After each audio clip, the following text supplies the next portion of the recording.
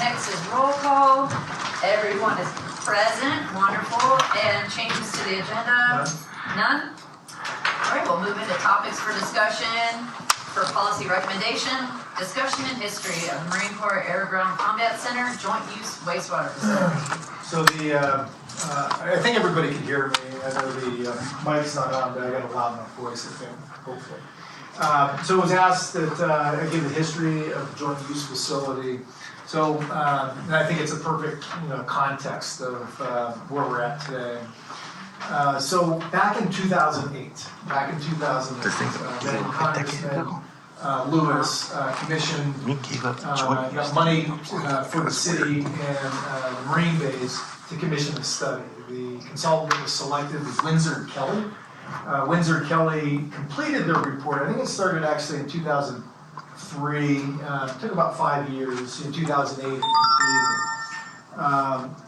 The recommendation on that study in 2008 was that that there was not a joint use facility. There was not a joint use facility.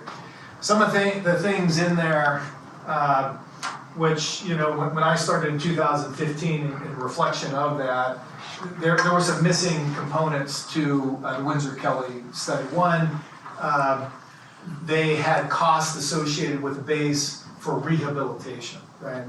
Those of you who know Lake Bandini, it needed to be redone, not rehabilitated, right? One thing within the study that it omitted was life cycle costs. What life cycle cost is from a joint use perspective. Let's just make up a number, right? If we can, one plant would be better than two plants, right? So if one plant, from an operational perspective, can save, let's say, $200,000, right? Because you won't have the redundancy of staff, okay? You won't have many of the redundancies of equipment that are out there, right? And so just using 200 as an example, 50 years is a life cycle cost, right?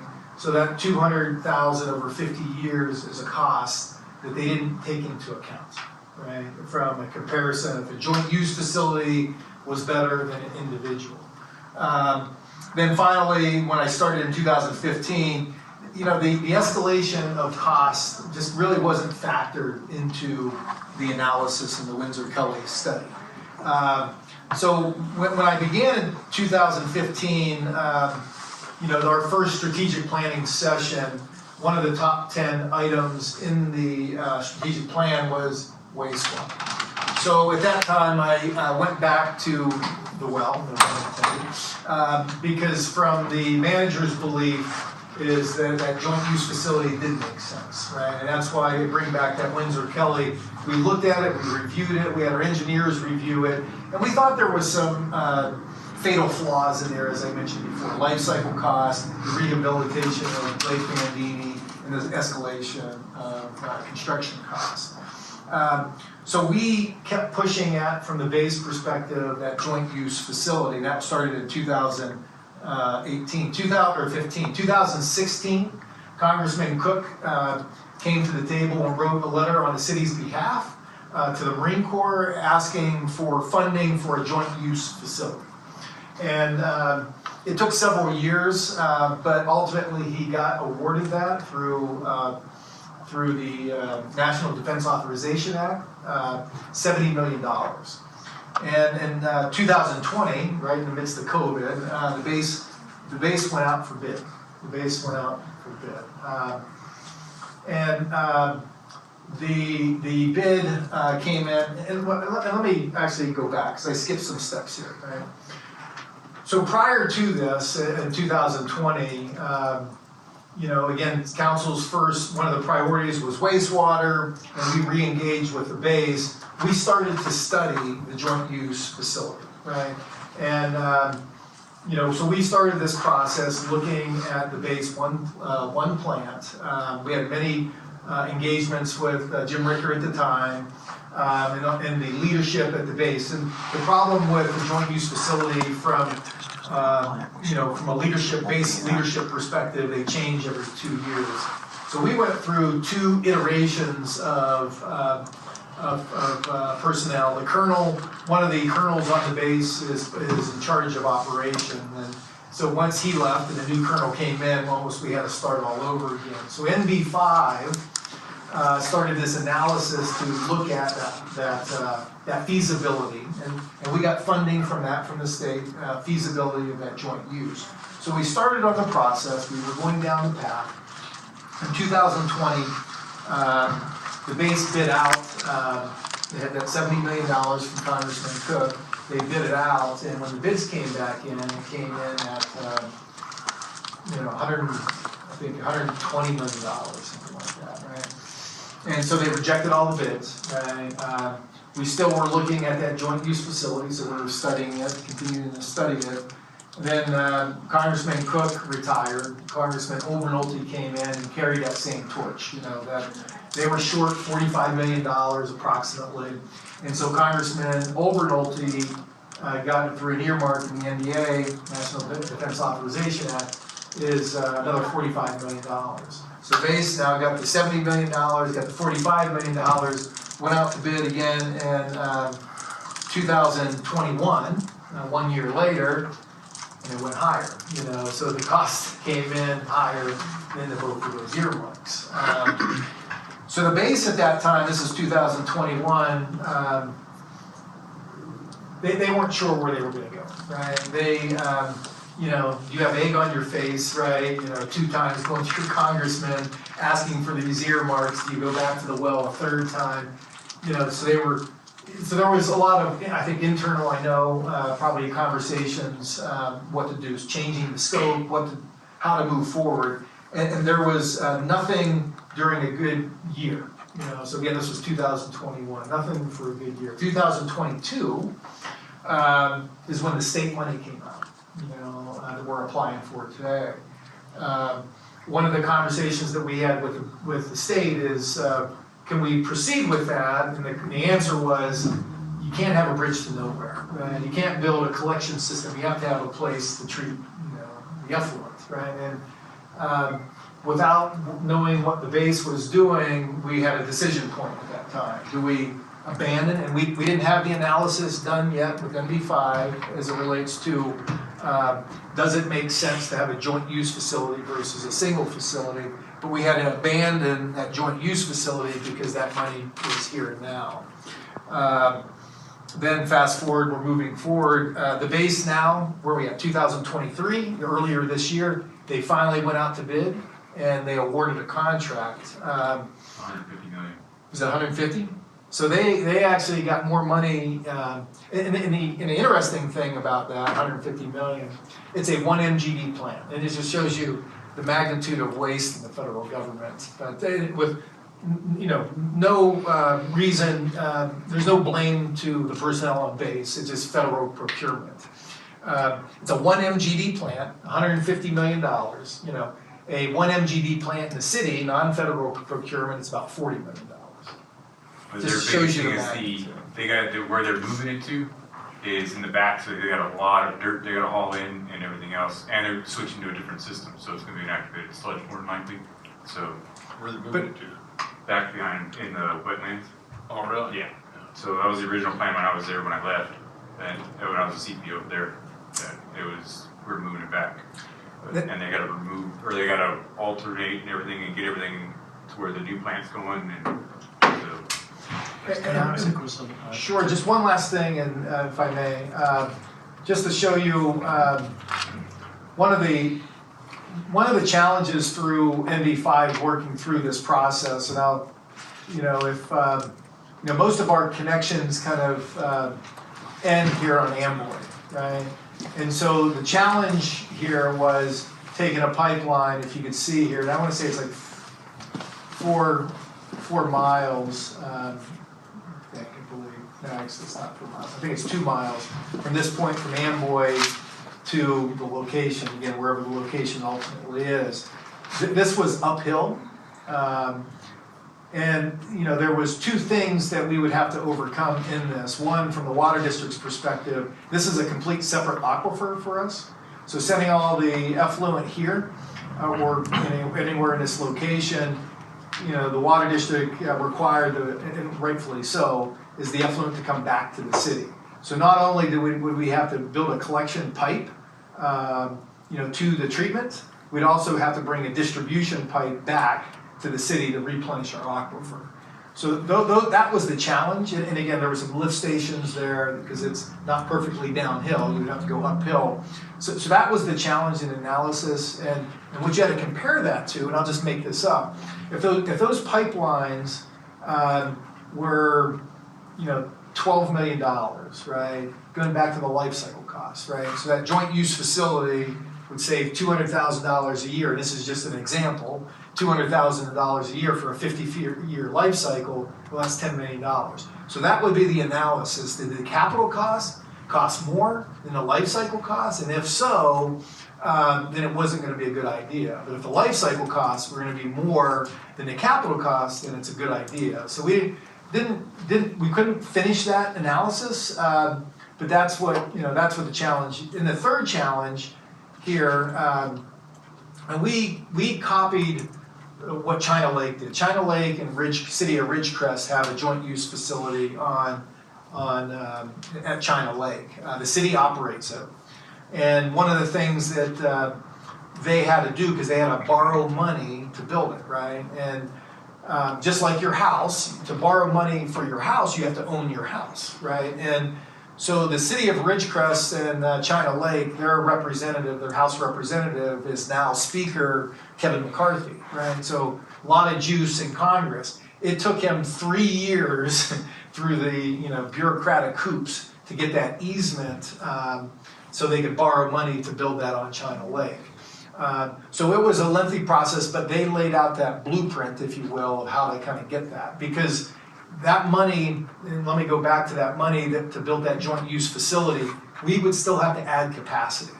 Okay, so that money, that $150 million, was only a 1 MGD plant. The city, at least in our initial phase, was going to be 1 MGD. So we would have to borrow money or have grant money to build the capacity over and above what was the base was building but to do that we have to own it, right? And that's where that easement came into play, similar to China Lake. So that was the other thing, that there was a roadmap there, but that was the other challenge.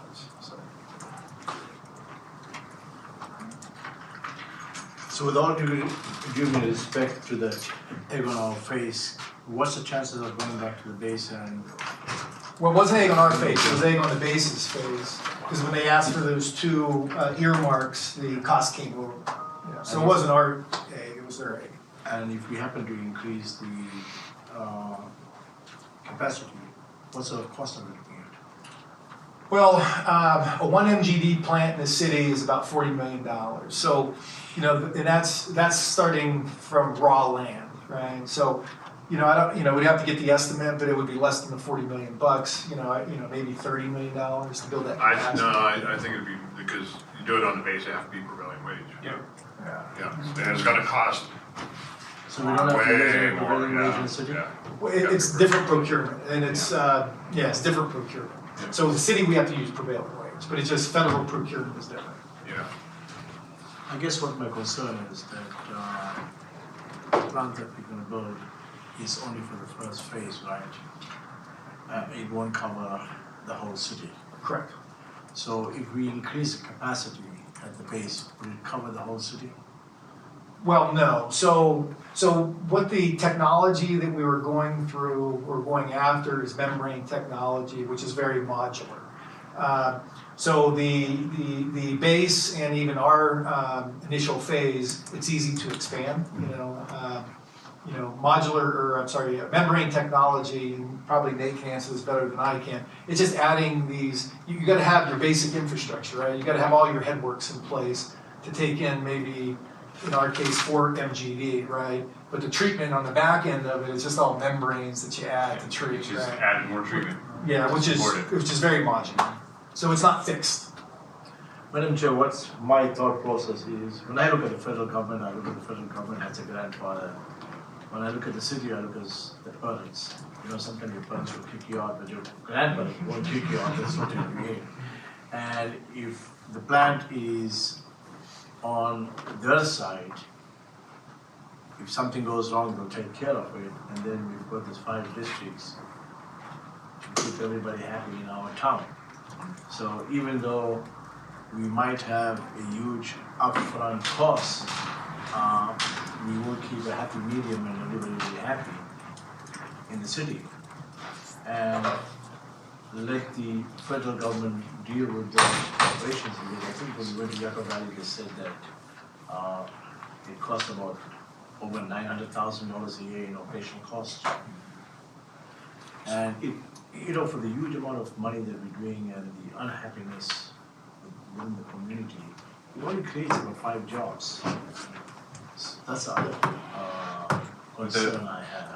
The government will take care of the plant side of it, but the collection side, because it's out on the city side, the city's gonna have to take care of that. And the operational costs on piping water and sending water all the way there, then sending it back, is gonna be expensive. You're gonna be having pumps running all the time. And one thing I failed to that point, one of the things in the collaboration with the Bays is they didn't want to operate the plant. So we were going to take the operation of the plant, and the reason for that, again, not to put Nate on the spot all the time, but the GS system doesn't compensate properly for wastewater operators, right? And so they constantly were turning, and they were training, and they were leaving, they were training, and they were leaving. The sustainability of the operation became an issue. So if the city would operate it, we could pay, market rates for California, which is, and actually the other thing that we were looking at is to work with Yucca Valley, so a JPA, so we would have one chief operator, pay them enough to operate 3 plants, or 2 plants in this case, and they wouldn't turn all the time. So that was what we talked about, through the process. So if I'm understanding you right, if the plant is at the base will want us to operate in the city? Yes. Would they pay us for operational costs as well? Correct, that was part of the negotiation that we would need to do. So they have a fixed cost that they operate, I don't know what the exact number is. It'll go out to contract. I'm sorry? It'll go out to a contract. Well, but whatever their cost was, let's say their cost was, $500,000, right? From a negotiating perspective of it, they can only pay they can't pay any premium over and above what they were paying. So that was one of the things that we were working through in that negotiation. Another thing in that negotiation we're working with the base is, and this is something we would need our representatives to do.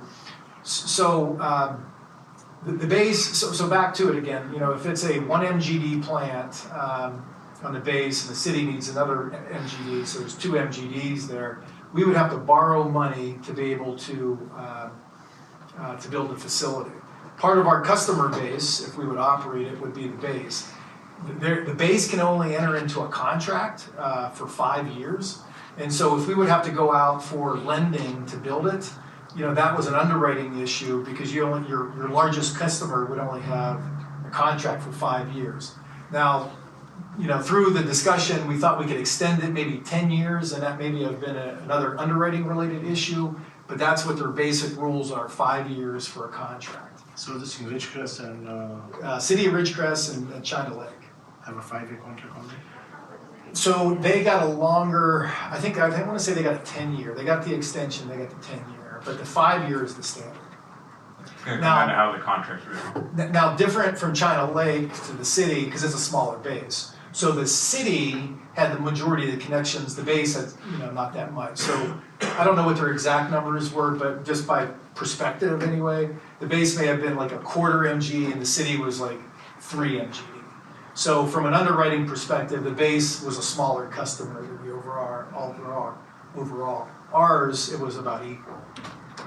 So our license would be equal to the base. Yeah, 1 MGD to 1 MGD, at least the initial phase. So which means we have the same amount of population as well, about the same population. Well, that's not total, so that's only a first phase. So our master plan for wastewater, again, if you believe the build out of the city, the master plan calls for an 8 MGD plan, but that's 70,000 people. What do we have right now? Yeah. 29,000. So you know, So the I mean, master never in our plan is- lifetime, we're gonna see probably 75,000 people. But that's what the master plan calls. And we only have 29,000 people. Which is 2.9 million gallons a day is how we figure out what wastewater flow. Yeah, we don't have a city map, but you know, this, well, I mean, you can see all the vacant land that's, you know, that's why the build out is so, you know, so vast. You know, in a lot of the outlying areas, you got a house on every 5 acres, you can't run a sewer line to all those, you can't, It's not, you know, can't do it. not enough I think flow you to bring keep up it a very going. good question, point, Mr. Benjamin. You know, I've seen this in the city of Riverside. What happened is, like one side of the street would have a sewer connection, and the other side would have septic. And it went on for years and years. I think up to this day, it's still like that. So, do you think if we do the USGS study, maybe we get a better idea and we'd say, hey, you know what, all those houses that are built on an acre or two, maybe we don't need to connect them. What's the thought process on that? Well, yeah, so, you know, the USGS study will ultimately, you know, give us a timetable of when, you know, based on growth, when contamination will hit the groundwater, right? So it's not a question of if, it's only a question of when, based on growth patterns. So, yeah, you could see in the, you know, in the less populated areas, in the rural aspects of the city, it could be 100 years, right, based on growth patterns, right? In the heart of the city, and I make up those numbers, obviously the study will have to determine it. The USGS study in the heart of the city may say 20 years, you know. So, but yeah, absolutely. In the outer lining areas, it's going to show a lot, you know, longer period based on growth patterns to hit the groundwater. You know, And that's if you believe the growth patterns, right? That's the other. and our downtown area is our oldest area, and that's the one that's the most congested, and the systems that were installed in those days are not what you would put in today, if you're just doing the septic. So let's see They're most of those very people- antiquated and they're dumping So stuff to the ground. interesting to that point, we were building Project Phoenix, right? We had to locate all the septic tanks, I forget what building it was. You know, because there was probably expansion through the years at some point. The septic tank was underneath the building. Some of them, yeah, sure, they built right over top of it. They built right over top of it and, you know, so obviously they never got pumped. And some of them are cesspool. Everything just goes into a pit that's vertical, and, you know, I mean, there's no tank separating the solids from liquids or nothing. It goes into a pit. Those are the ones that are, you know, not built to today's standard, you know, with a septic tank that has a divider wall in it that separates the solids from the liquids. And then the liquids penetrate, you know, but downtown, there's a lot of those places that are on those. So, old style. So interesting relating to the base, trying to find his text message here. So the contractor actually reached out to me last week. So it's Garney Construction is building the treatment plant on the base. And I think they were just awarded the contract early part of this year, I believe. And it's design build. And I know we talked about this before, but just to, you know, talk about it again. What design build is, you hire a contractor that has a team, a contractor with an engineer, and they, through a progression, you know, design it, then build it. DB, design build, right? And so they're expecting to go to construction next year. And they're watching our project, you know, because one of the things that, you know, if all the stars align, right, is they'll bid on it, and they're already mobilized here. So they're building a plant in Apple Valley as well, and they're gonna be building the base plant. So again, if all those stars align, and we're building a plant, starting construction, because that's what the state grant says, is starting construction in 2024, and they bid on it, their costs are gonna be lower than most others, because they're already here mobilized. So, you know, again, all the stars gotta align, but they're watching it, they're watching it. So with the state grant decrease, the $12,000 that we're gonna waive for the first phase connection, does that still stand, or is? It does. So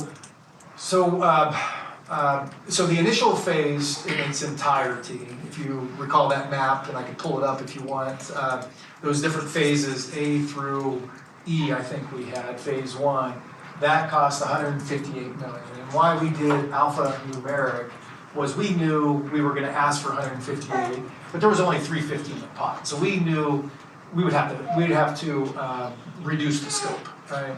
And so about 75 million was gonna be a phase A, so that was gonna be able to do all of phase A. What it appears now, and I think I forwarded this to the board, so I think 2 weeks ago or so, the state said, hey, we're recommending, so staff is recommending to the leadership that we, city, get $50 million. Now, it's gotta go through its process, and they keep telling me it's any day now, which today was not the day, but maybe it's tomorrow, that we get the $50 million. So it would be phased lower than A, so it'd be like, A and a half, or. Can you put that map Sure. up, Frank, Yeah. just in case anybody in the. So we got $50 million? Well, so that's what staff is recommending, so it's gotta go through the approval process. You want the map of the subject? Yeah. So it's just, I can bring that. Okay, do you have it on your GIS? Yep. Oh, perfect, perfect.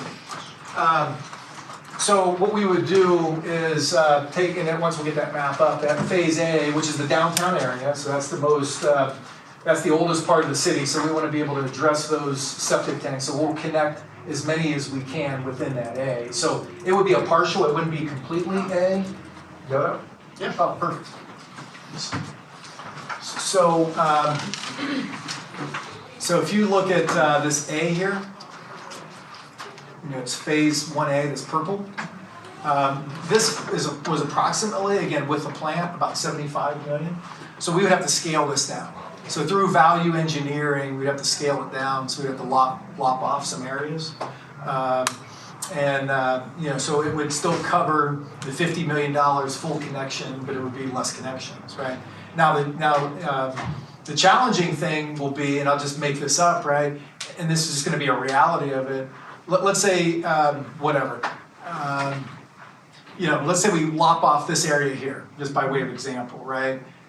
The guy or gal across the street, when we expand, they're gonna have to pay full price, right? Whereas the guy on the other side of the street or gal is gonna get it completely free, right? And that's, that's just a reality of things. It's gotta stop and start somewhere. The initial phase, people are gonna benefit, the phases after that won't. Let me understand this 12,000, sorry. Go ahead, Gino. Let me understand this $12,000 connection fee. It's from the building, the owner has to connect from the building to the city connection, right? Correct, on average, 12,000 is on average, yes. $12,000, so basically, okay. Yeah, so some will be So- cheaper. Does the owner also pay this city sewer connection fee? No connection fees, but what they will have to pay is operational costs. No, in fact, I understand that because normally when we build in other cities, we still have to take from wherever the city point of contact is. We Take it to your building, Take yeah. it to our building. So that cost is $12,000 On average, yeah. that the city is gonna foot it for you. So what's unique about this money is it pays for that, right? So again, COVID was a strange animal for all of us, right? And so these are unique rules. So the typical SRF rules are, it ends on a property line and they don't fund the private connection. This money funds the private connection. Now, let's say hypothetically we go on the second phase, and in the second phase, there's that senior housing there that got 60 or 70 units. And from the city to the building, let's say that everybody's paying $20,000, do they just pay $20,000 or do they pay per bathroom? Well, they'll pay, so part of the process, and I think Keith actually has it queued up, we won't lay out the connection fee yet, but there will be a process where you have to connect and pay a fee. And so we'll have an ordinance in place. The ordinance will basically state, if you're within this area, you'll have to connect and it'll be for free. From there, if you want to connect, very similar to a water district, an electric, gas, you're gonna have to pay a connection fee to extend it 1,000 feet, 2,000 feet, whatever the distance is. So we'll have, I don't have the cost, but there will be a policy associated with how they connect, and they will have to pay for No, it. in fact, they're not extending the DC connection. That whole 50 unit will have one point of contact with the building where it comes out of the building. Right. So basically, let's say the second phase is paying $20,000. Would that building just pay $20,000? No. Yeah, so good question. That's the question I have. Yeah, so it would be based on units. So if it would be, if 20,000, using that as an example, right? Single family house would be 20,000. And by way of example, like a multifamily would be maybe 12,000 per unit.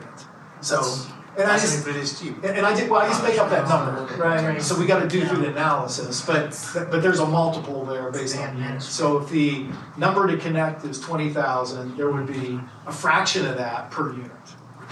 It's not one fee for 20 units. Correct. It's a 20 unit Yeah. part complex. They gotta pay but their fair share. The price per unit would be less than a single family home. Correct.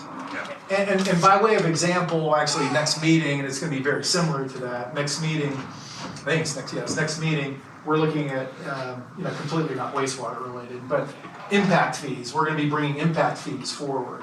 And so for a single family house, it's X dollars for a single family house, then a fraction of that for a multifamily. So it'll be on that same logic for wastewater. So, question I have is inside, 1A here, we have a lot of vacant lots. So, somebody wants to go and build a house on it, they don't have to do if the sewers installed, they don't have to go in and put it in. They don't have to go do the groundwater study or the ground percolation test study. Right. So the system's in, and a year from now, a guy comes in, wants to build that. Like that. He doesn't have to spend probably $7,500 for the study and $20,000 for the septic system. What's his fee gonna be? Or do we know yet? Well, so one of the things, from a connection perspective, he would have to take it to his property, right? Because what we're this is one of the things that we talk from an engineering perspective on this. So you'll have a main line, right, down a street, let's say, right? And Yucca Valley did this, but everything costs money, and to put more money in future development will take away from connections. And so I think it's a Y, tapped into the line. And so this Y would be tapped into the line, brought to the property line. And so then that property would be ready to go. All they have to do is take it from the property line to their development, right? Right. So that would be the piece of things. But that Y is gonna cost money. And more of those Ys that we put out there, it's gonna have a dollar amount that means less money for the overall project. So we haven't really fully vetted that, to see what that delta will be, but that's one of the discussion points that's out there. Outside of that, you would have to tap into the sewer line if there's no Y, and it's more costly. Yeah, it's a lot better to put the Y in, Yeah. and the builder would build his, his line to match that, so that would be the ideal thing. And that's a fairly easy process, but it's just the cost of connecting, it's whatever it's gonna cost to connect it, which I guarantee you, well, I would hope it'd be less than putting in a septic tank and a seepage pit or a leach line, so, that would be a cost savings an incentive to build in the area where the sewer is already there. Yeah, and one thing, and I don't know if there's any larger lots here, just, looking around there, but one other thing, and we haven't talked about this at this meeting, but there's a state law, right, and I forget what the number is, but basically what it is, so if we don't have a public sewer system, right, and you can only subdivide down to 2.5 acres, regardless of what zoning is. So say zoning, you could do a 1 acre lot, a half acre lot. The state law basically says you can only subdivide to a 2.5 acre lot if you're not on a public sewer. It's the smallest parcel you can make out of a 20 acre lot is 2.5 acres, that's it. Regardless of the zone. Yeah. I guess that's my question too, to follow Mr. Benton, is what if it was in a different location that would encourage home building? I know you wouldn't make your money from it from the septic, but the city is in this thing where they want to build homes. Yeah, you mean, well, so I got, beat up a little bit last night at the cigar night. Desert Knoll and Turtle Rock. So where's Desert Knoll here? Is this 2 Mile? Yeah, it doesn't, Yeah. right there.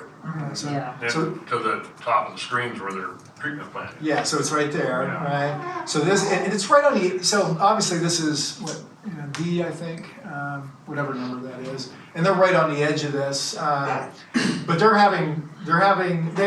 so we have about 6 package treatment plants in the city, and they're highly inefficient, right? So you got Desert Knoll, at least for 2, then you got Turtle Rock, which is, So one over there, it's got half, no, it's down Oh, yes. over to your Only left there. half You can the see it's only lots. half built out. Yeah.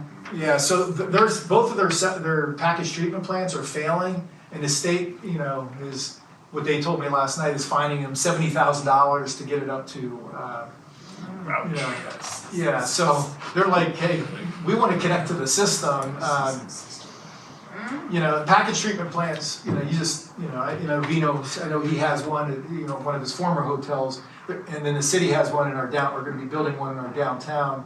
They're highly inefficient, and they're costly from an operational perspective. And from a homeowners association, that's just not what they do, right? I mean, they hired somebody, their homeowners association hires somebody to operate them, and, when with no capital replacement dollars, right? And- Sound like you're doing a good job.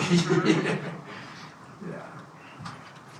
So maybe that's, Madam Chair, where you were going on. I mean, yeah, definitely those areas where you can build houses like that, I don't know, where it would, I don't know.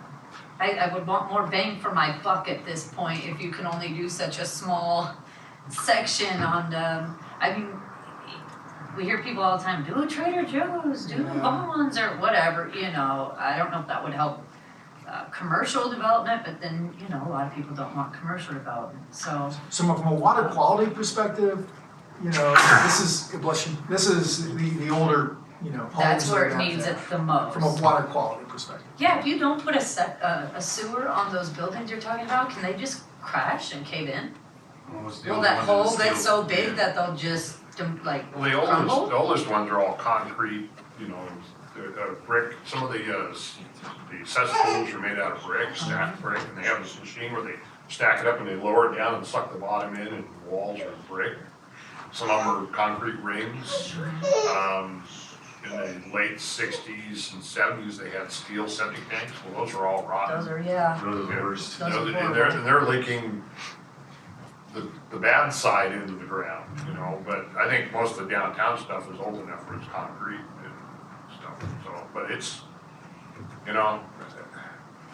if it ever got to be to the point where they said, okay, we're gonna come through and everybody has to modernize their existing system that they have for their business, They just go under. downtown It's would, expensive, yeah. well, one side of the highway's good. The one that the city did. Oh, yeah. Oh, yeah. Quite a few blocks there are good, but, the other side of the highway is probably not so good. It's part of Adobe Road. And to that end, again, there's gonna be a beginning and ending no matter where we do this, right? And somebody's gonna be mad because they're gonna be left out, or somebody's gonna be mad because they're gonna be in it.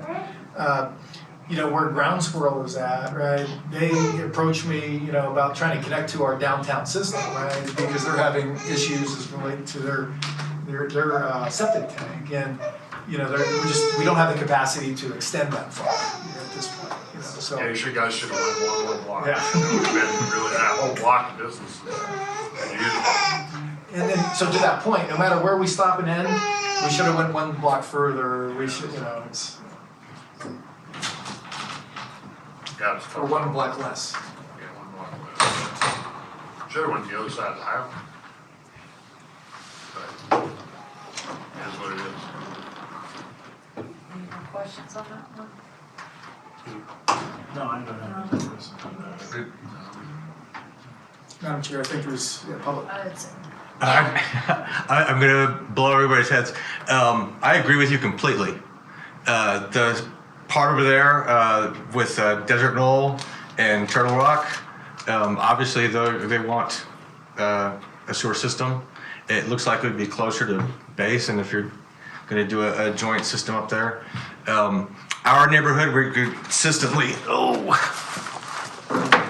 like we're part of this phase one, but there's hardly any houses over there. Like our land is about half empty, and we're all pretty poor over there. It's not a really good place to start a phase one, but up there would be fantastic. All those homes where you want building, I think that's a great idea. I mean, like if the whole point of this is to get development and people to build, put it where people are going to build, and especially up there by the base, if there could be shops, like you mentioned Trader Joe's, like the reason Marines leave base is because there's nothing right there, and once you're in your car, you're already gone.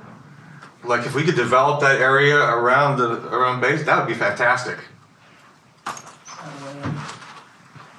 And you get me out of your hair too.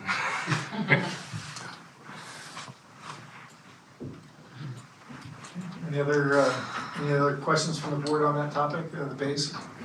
What's the chance of Freeman visiting the base thing and seeing whether we can get an extension of that 5-year lease to maybe 10 to 15? I mean, can we give it a shot or Yeah, I mean, dead in the water? no, it's not dead in the water. I mean, there's enough administrative record that a joint use facility is possible, right? The part where we would have to finish is it feasible, right? Once we can figure out if it's feasible, then we re-enter with the base and try to work out the details. The details being, from a financing perspective, we would need an easement to borrow money. We need to get the water back, so any of the water that we dispose on the base needs to come back to the city.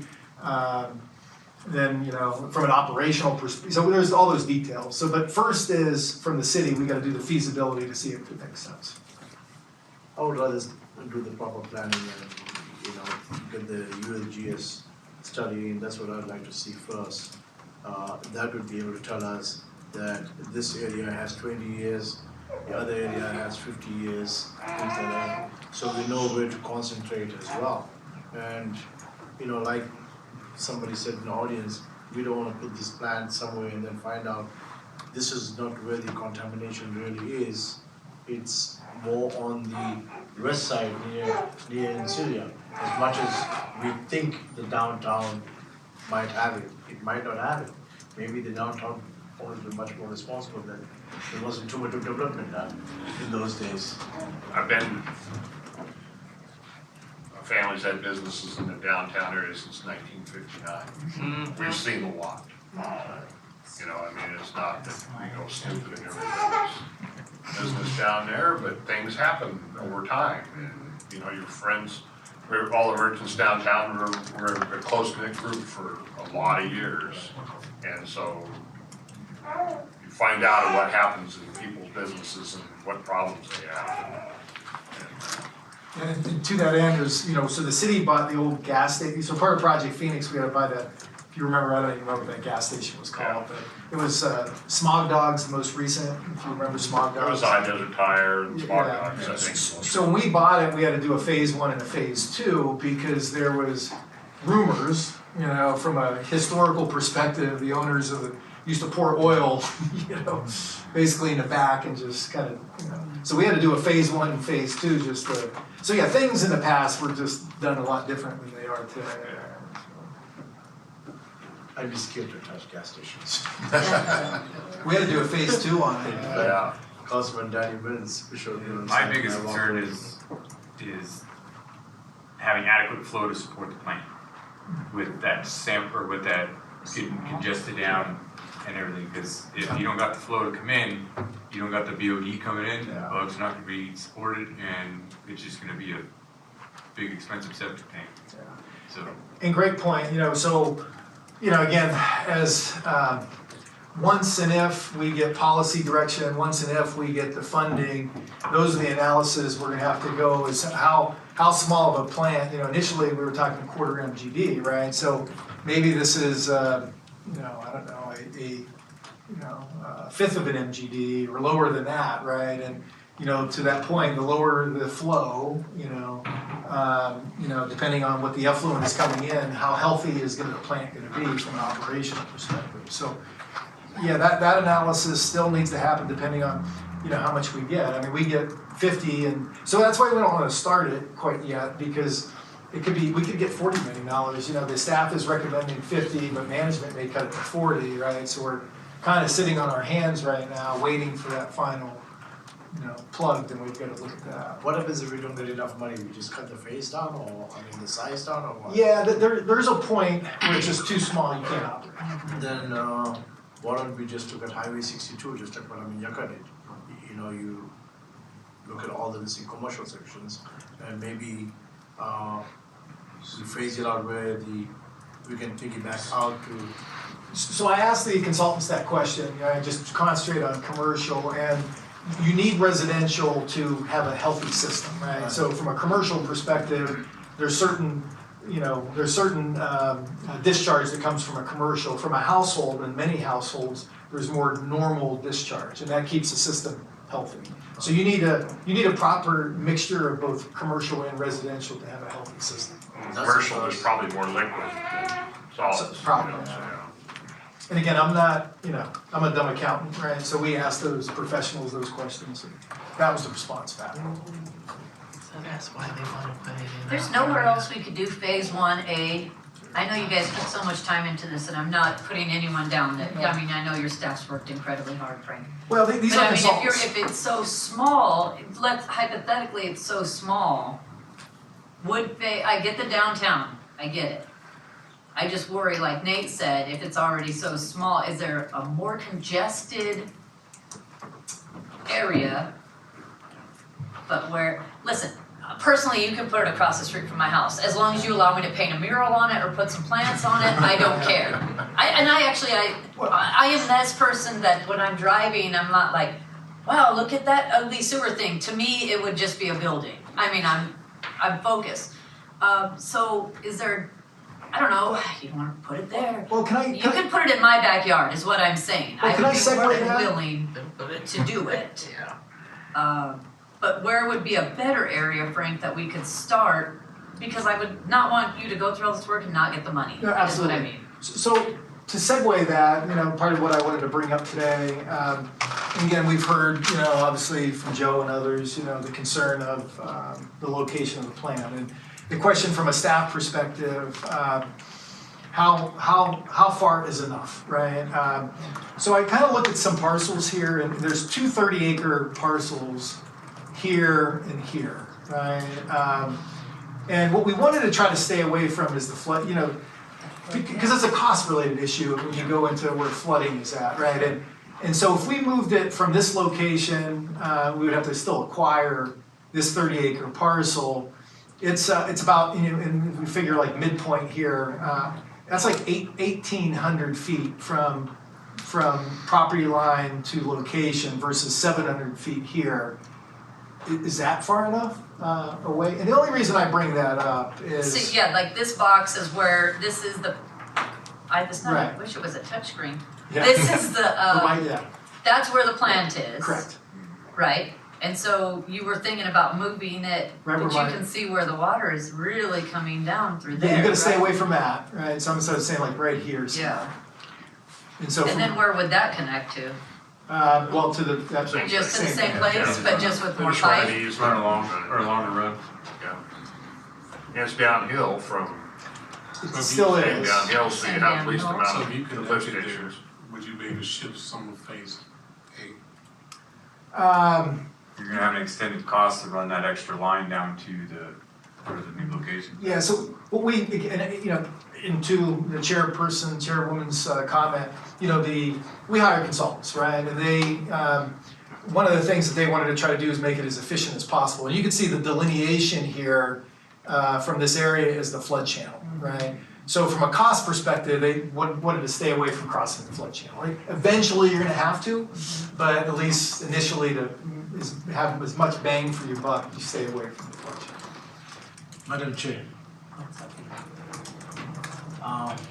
Trust me, you don't want to stay in, I mean, you don't want to live near sewer treatment plant, I live near sewer treatment plant. Well, no, I mean, I it's gotta go somewhere, and so, and from a building perspective, and if all we hear is we don't have enough homes here, and we don't have this, I most definitely would live across from one if it gave a lot of people homes.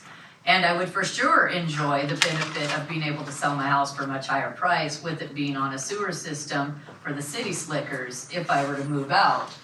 So, I mean, to me, I see the benefits. All I have to do is put a thing up. I used to live across the street from an RV park, you know? A wastewater treatment plant is nothing to me. The traffic of a special need kid running across the street, sewer plant would be the least of my concern. And so now I have a dog park. I mean, really.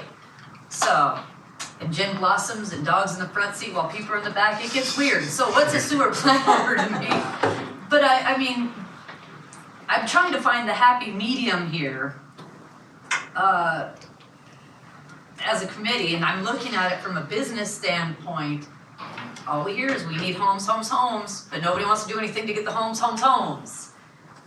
So where do we put it to get all those homes for people?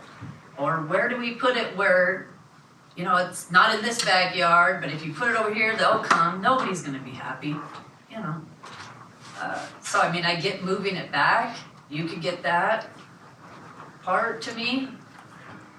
Would you still be coming up in here screaming or on social media, Joe, if we moved it back? It's gonna be coming No screaming. matter what, No right? matter what. Yeah, a little bit. Yeah. Because you have to understand that it's not just that, it's our view there is special, our neighborhood is special, and we don't think that, like phase one, we keep thinking about the phase one, but there's nobody in our neighborhood. Like our neighborhood is already on its last bit, it needs help, not a sewage plant. It needs to be just a little bit further away, or someplace closer to base, or someplace closer to like what you said, where people need one. I mean, there's really no one's gonna be building that stuff in our neighborhood. Like where you need new development stuff, put it there. Put it somewhere where it helps commercial. Did we ever get a cost if we move it further east? Frank? No, I mean, you know, so here's, you know, so if I would play this out, and so tonight what I'm gonna ask for is a recommendation from the advisory committee, you know, to go to council. You know, one, probably, do you support the project? And maybe two, you know, do you want a different location or are you okay with the current location? Assuming that you say you want to change locations, right? So I would go to council and then depending on what they say, you know, I think there would be a couple steps in this process, right? So one is I would have to, you know, let's assume the state gives us $50 million. I would work with our lobbyists to try to get an extension on it because it's going to be under construction by 24, going to be complete by 26. They've delayed so long that I think, you know, that's got to be in play, right? So I would need to get an extension from the state, and I think at that point in time, we would allocate some money because I think I still have $2.5 million approximately dollars from planning dollars still remaining. So I would, you know, get a task, a new task for the consultants to say, okay, now we're not swagging anything, right? You know, swag is a scientific wild ass guess, right? Well, that's a lightning for you. Yeah. And so we would hire the consultants to study this, to really get a true number, both construction and operations. And I think outside of that, we'd just be swagging it. And, you know, so that's what I would propose kind of going forward, depending on, you know, how these dominoes fall. I would like to if you could, that other parcel would be a good move. It's a parcel that won't be developed for anything else probably. This one? No, that one. Right, that This one. one, this one, Yeah, yeah. It won't be on the corner. yeah, You know, again, right in the midpoint, it's about 1,800. yeah. Here, can I tell you what would make that okay? Just so you know. Like if you put it there and it was the really small one, like we were talking about, and cross your fingers that actually turns out to be as good as you think, because this is dependent on it not smelling. Because if it smells, you're like you're gonna hear from us all day long. But then, you know, paint a mural on it, put plants on it. Make sure that when we're here, right there, make sure when we're looking at it, I can't tell it's a sewer plant. You know, if I look at it and I see, you know, like it's painted on the side, it's got cactus on the side, and for some, I don't believe I'm not going to smell it, but if I didn't smell it, then it would come down to what it costs us to connect. Just to be clear on what you guys were talking about, you got the $12,000 connection that you're taking care of for free. That's correct. Was there an extra like $2,000 extra to get it to like to my door, to my, so I wouldn't pay anything? You wouldn't pay anything. 12,000 is an average, right? Right. So most connections are probably like $2,000. Okay, So but I wouldn't be paying any of that, she wouldn't be paying any of that. Okay, just making sure. the only thing that you would is operational costs. So like your water bill, your electric bill. All right, so that is one question I had. How many hookups are there? And so originally you were saying $60 a month for the utility bill. But I don't feel like there's enough people in this area, Yeah. so what would Great. that actually come out to be? So great question, kind of on the lines of Nate's questioning. You need, critical mass makes the cost go down, right? So the more connections, the lower the cost. The less connections, the higher the cost. So that is part of what we would need to analyze, because it would go probably higher than 60 with less. Now, one thing though that we're talking about to try to keep the costs low is building the plant where we could have septic dispose at the plant, right? So right now, septic pumpers go out to landers and they pay the county of San Bernardino whatever they pay, right? So if we can bring more revenue into the system, it keeps the residents, rates low. All you do is put a little lower, and everybody from Joshua Tree will come this way. If we keep the prices right. Yeah. So that's a revenue source, people, you would have to be, I think it's just from residential, pumper, I don't know, but that's You don't definitely. dump grease in your septic stuff. I'm sorry? You don't dump grease in your septic stuff. Yeah, so we don't, You're gonna upset that plant real quick. if you take residential. If you dump like grease in your Oh, septic. Yeah, if you dump especially if the plant's small, and it's only getting, let's say 250,000 gallons a day, and you just have a bunch of grease trucks just coming in and dumping, that plant's gonna go to waste real quick. That grease traps on everything, it's gonna get stuck in the membranes, it's gonna get stuck on everything. And then you're just gonna be spending a big operational cost to get all that cleaned out. So we're looking at that for additional revenue to keep the rates. Okay, because that's where this came up on the Facebook groups, and I just want to be able to report back and accurate information.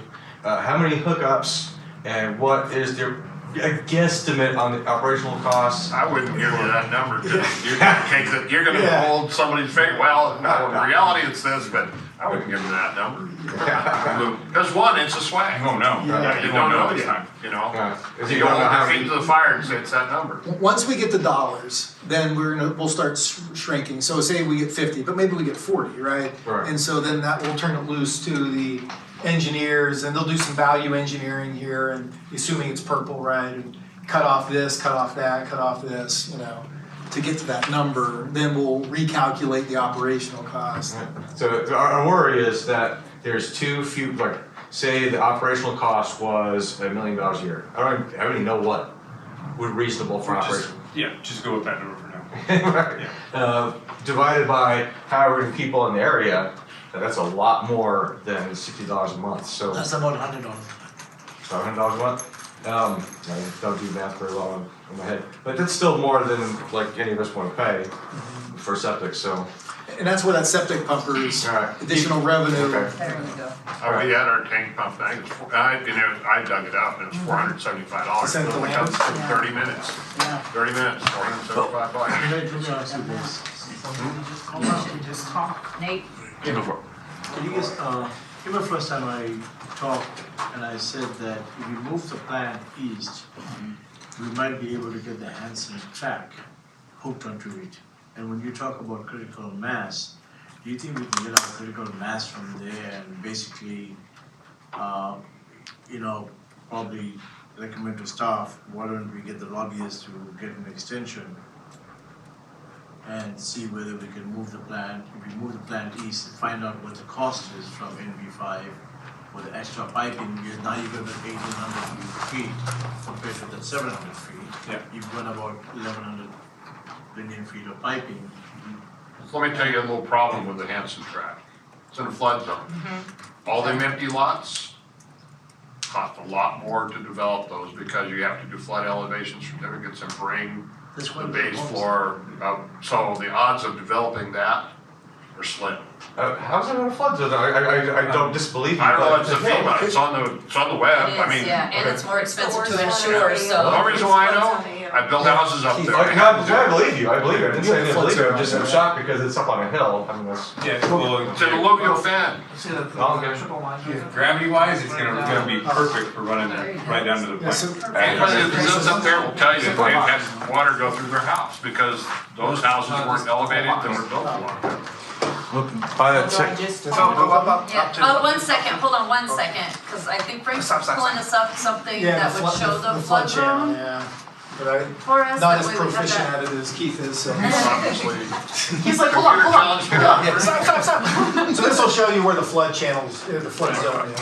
So, There you go, right there. Oh, he knew exactly. Yeah, so we want to, that's, again, back to the engineers, they were trying to stay away from, we'll eventually have to do this, absolutely, right? But it's just gonna cost more money, so, So San Bernardino County has flood control easements, I gotta remember, maybe up to Sullivan Road around the east side. And that's as far as their easements go. To connect it into the main channel down by Lucky Park. So, but it's on the east side over there. Your arrow's on the west side, but the reason why I know this is on San Bernardino County Flood Control Committee for 20 years. And it's zone 6, which covers from Big Bear to Needles here, Barstow. So perhaps you can answer this question for me. When our recent tropical storm came through, I was actually worried about flooding in my house because I'm right by the wash there and my street turns into a river and I was keeping an eye on that. And I looked on the flood map because, Weather Service was like, hey, you better be careful.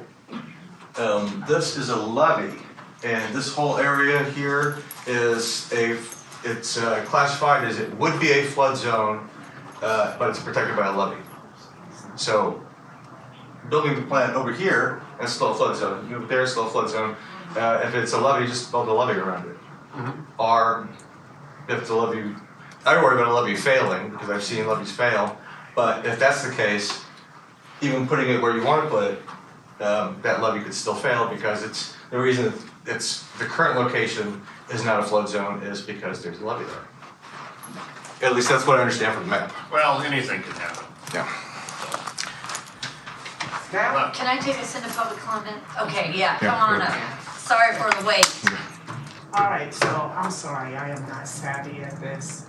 Help me out, I just want to ask some questions so that I'm getting clarity on what's going on with the septic tank. I'm one of the residents over there. So what I'm getting is, we're gonna build a septic tank in the residential area, which helps the businesses. When they build this septic tank over in the residential area, it's gonna be a cost to the residents in maintaining or whatever this septic tank.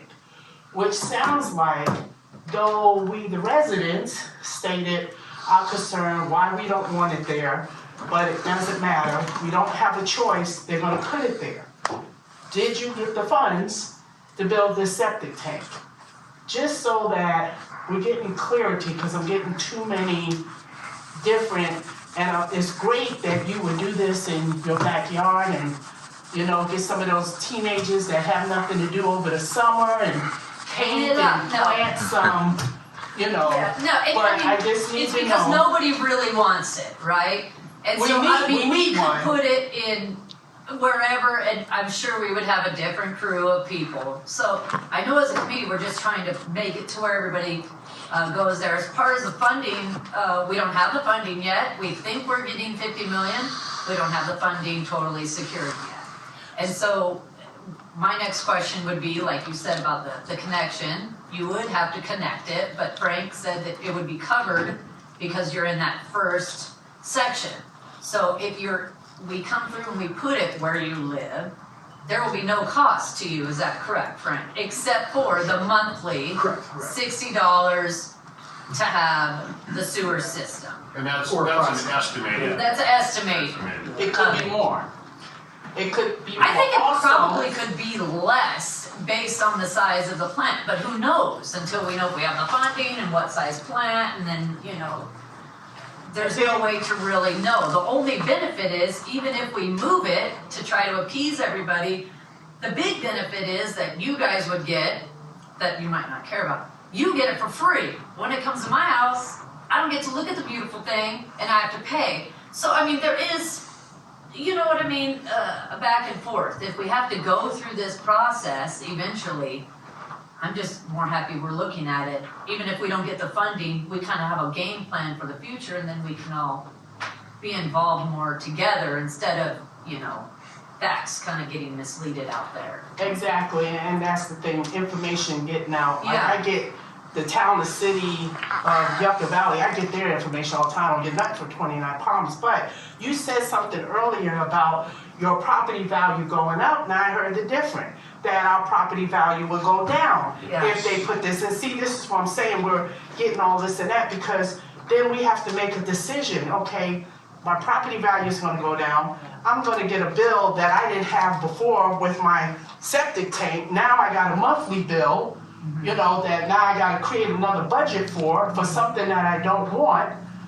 So which way? Maybe I need to sell and move. Maybe we need to post on what's happening in 29 Palms. Hey, this is it. You're going to have to do this. Yes, no. So thank you. But does the property value go up or does the property value go down? That can be based on whatever realtor you talk to. It can be either way. I've seen it be up. Now, as much as I'm not into construction as much, but I've heard that you can sell for more based being on a sewer system because it's cheaper to maintain in the long run than a septic system. So if your septic goes down, how much does it cost to do a new septic? To dig, pull it up. Just to pump it is $500. We pump that based on usage, based on how many people are in the house. It's pretty much. But the sewer, once you connect to the sewer, is it just $60 or is it? Yeah, it's our, if it's something your goes wrong, it's problem. our problem. So there's, there's pros and cons to everything. But with the septic tank, you're pumping that, 5 to 7 years, and then it will go down if you're not maintaining it. If you don't properly take care of it, like you're saying, some stuff was built over the top of downtown 29 anyway. But if you're not taking, like your car or anything, if you don't take care of it, you risk the chance of it breaking down. But still, so you're looking in the long run, I'm doing this 5-7 years, vice every, 12 months, $60 over a 12 month, how many forever, ever, as long as I own my property. So I just needed to get some clarity. So we don't have the money yet. Correct. Yes, there would be a cost. Yes, it looks like we don't really have a voice in this. They're gonna build it over there anyway No, I because don't it think benefits that. the businesses. Because we in have town. taken your suggestions. We have taken suggestions and looked at moving it. So we're at least trying to alleviate the smells and everything else. The help for the veterans that was here the last time we had this meeting, the So seniors. we're trying to find and- like a compromise, but there's no money. Yeah, We're like, I can't say one way or another because there's no money yet, And if he didn't do it, if Frank didn't go after the money, we'd be pounding with our pitchforks, why didn't you go after that? So, until there's money, for me, there's no argument. We wait, we see. Oh, no, it's not an argument. No, yes It's ma'am, just we but we wanna- kind of see like, Right. I want to see the money before we really get into the nuts and bolts. That's just me. And maybe, if they don't get the money in that, 50 million, maybe they can get some money on Grant Station and do something for our youth, our teenagers who have outgrown Park and Rec over the summer. I know this is off, let me just throw this in there real quick. I had the honor and privilege to work summer school at the high school. And what we found is a lot of kids that could have finished up, teenagers could have finished up, did. They delayed because we had food at the school. We had AC at the school. Maybe our city could start looking at something so we're not saying, well, why are we just hearing about this? Maybe we can come up with something for our high schoolers, our teenagers over the summer, PAL, Phoenix, Project Phoenix, something that they can do, get some transportation, because those are the ones that are going to end up working in the school district later, at the hospital, dental office, on the base, here. in our city, that is an investment. Just, I wanted to throw that in there, Yeah. real quick. I appreciate that. Yeah, well, just to add on that, obviously not wastewater related, but we are talking to the Boys and Girls Club to try to, bring, some kind of an operation here, which would, cover all those age groups that you talked about. So, so we're trying to work on that. We need Nice. it. We need it. So it's Thank kind you. of the direction, and it will expand and get larger as participation. Hey, I have a couple of questions and then some food for thought. Because I heard during today's meeting, we're looking at it from a business person's perspective, a homeowner's perspective, Then there's that military perspective. If we partner with the military, I don't know, are any of you guys military? Have you ever served in the military? You guys, okay. So you guys heard about the Camp Lejeune water issue, that there was $16.8 billion in lawsuits. If we do that and we are taking over, is the city now liable should, for lack of better words, the sewer hit the fan? Anyone use that word? I'm using that. I'm gonna. If the city of 29's name is on that that WDR, or waste discharge requirements and permit, then yes, then the city of 29 is eligible or liable for all this. Okay, so that was a question. That was a drinking water side of Camp Lejeune, not the wastewater side. Yeah, so there was a bunch of issues going on with that they found out, but that was on the drinking water side. But I'm just saying, like, hypothetically, if something was to go Yeah. wrong, then we are still liable. Whoever's name is on that wastewater discharge permit Okay, with NPDS or with the state, that's who's gonna be liable for it.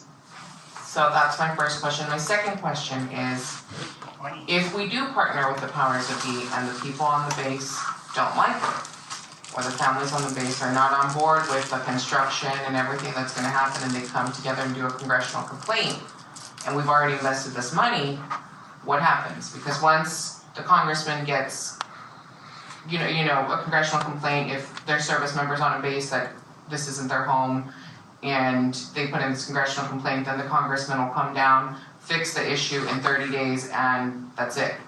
So, again, food for thought, worst case scenario, let's say the whole base says, we don't want this here, we don't want, we're all gonna come together, put this complaint, and then they come back and tell you, okay, you know what, we're gonna make this better for them, because this is the law, federal law. What happens then if we wasted all that money on phase 1, phase 2, and now we're back at the beginning again? But we wouldn't even go into construction with them unless it was completely set up with the base. No, but what I'm saying is the people of the base, service members and active duty at any point in time, let's say you guys are already on phase 2, we can all come together and be like, you know what, you're halfway through construction, we don't like this, we don't like what you're doing, we're putting in a congressional complaint, 30 days halt.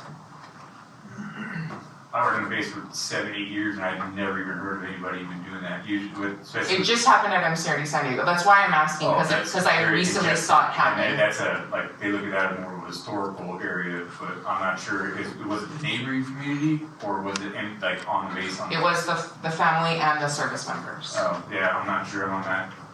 But And they ended up I've never shutting heard down the base for 3 months, and it was like a big deal. So I'm just coming at the perspective, from the perspective of the what ifs. I'm the kind of person who believes that those who fail to plan to fail. You know what I mean? They could have had they could have been missing on permits, or they didn't check with something on somebody, and then they're like, hey, what about, we didn't check this box, what's going on?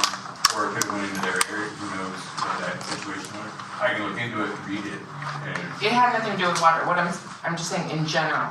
You can make a complaint. We could all come together and say, we don't like the commissary. Let's put in a congressional complaint. And then the congressman will come down here and figure it out, and in 30 days, it's solved. My question is, what happens? Do we lose out on that money? Do we have a backup plan? Do we have a backup to the backup? I couldn't tell you, because I've never seen it happen.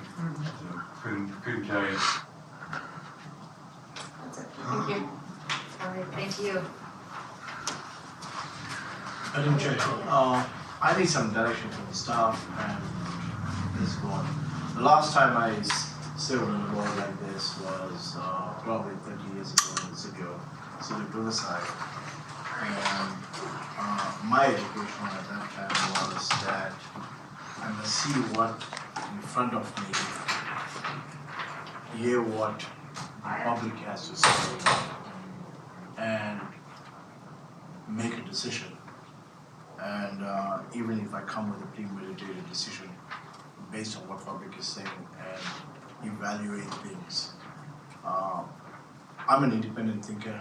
I don't like to be part of a think tank group. So am I right in my message or am I wrong? I need some correction on what I said. I have to evaluate what's in front of me, what the input is, and I have to take into consideration whether money is involved or lifestyle involved. Yeah, so what the staff is looking for, so yeah, all those things are accurate, right? I mean, you have to take all of the input from the public, your personal analysis, and make a recommendation. What we're asking today, if you feel that you're ready for that, because again, from the state, they're telling me any day, I want to be prepared to have the council start to, do some of the heavy lifting on this. But trying to see where you're at, maybe one is you support the project as a concept. And maybe two is, are you happy with the location or are you looking for an alternative location? Is like the location here, further enough away if you do have an alternative location? And I think those advisory recommendations would be important to the council once and if the state does award us that 50. I don't have to come back here because I think it's any day. They tell me it's any day. Okay, so you need two recommendations. Once we give you those recommendations, are you disbanding the committee? Good question. So I think the committee should, if you're still willing to participate, and there's going to be a few forks in this road here, right? So if by way of example, let's say, we don't move forward with the money, either we don't get any money or the council chooses not to go forward with the project. I think the project is not dead in concept. So maybe we don't meet monthly, but maybe quarterly, because we'll be continuing the planning of it. So I think that's one fork in the road. I think the other fork in the road is, okay, we do go forward with it. There's construction, and I think it's important that the advisory committee is still intact, maybe monthly, because during construction and even full design, there's going to be issues that maybe you want to have your input in based on what you're hearing from the public, especially the disruption side, because there will be disruption. Now that you've answered my question, and I was right in my thought process, I want to bring something else to the attention of my fellow colleagues and staff. I like that idea that you said that, maybe we should go back to the lobbyist, get an extension, get a new task force. Let's see what the cost of the pipeline is. We already know that first phase was 700, now we're at 1800, we got an extra 1100 linear feet. Let's see to the east side how far it goes, and we can concurrently do the USGS study. And since we don't have the funding yet and we don't know how much of funding we're going to get, I did say that earlier on that I lived near a sewer treatment plant, and I've seen we've lost quite a bit of families, and we didn't know why they were falling very young. And today, when the time I look at my nephews and my nieces and grandkids that are more in a science field, I think we're getting some of the answers. And do I get free money or do I get my health? I would choose my health. So I don't know what my other board members is going to think, but I think we need to push that lobbyist to get us an extension. Let's do our homework properly. All right, hold on one second. Let me get this last comment before we really get into our discussion, so you're not standing there. Go ahead. So for 50, we got a lot of proposals on board for the 50 million that we're hoping we can get.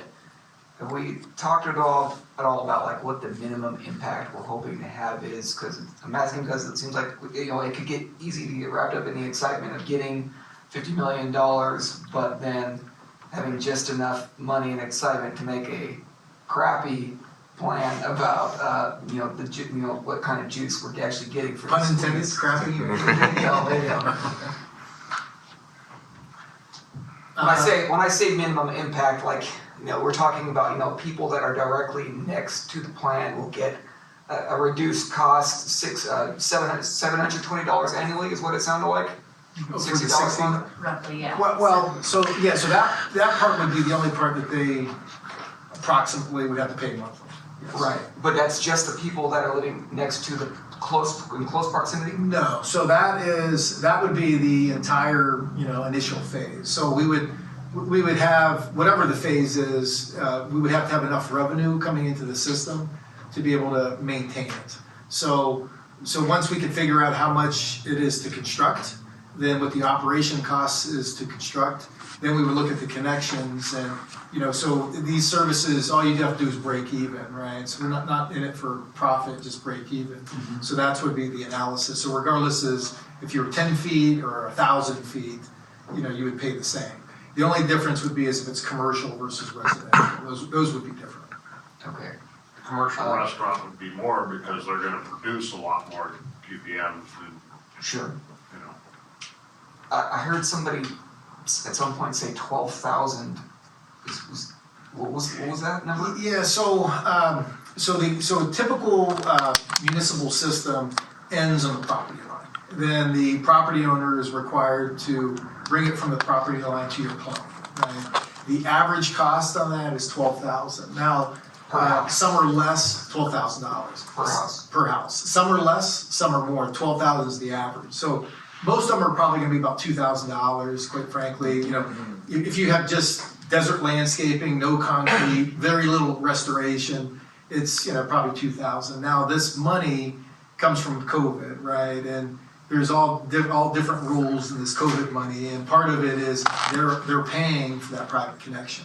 So this is unique money would pay for that private connection. So that $12,000 on average would be part of the grant. Outside of this money, yeah, it would be the homeowner's responsibility to take it from the property line to the house. And would that be expected to be paid within 1 year?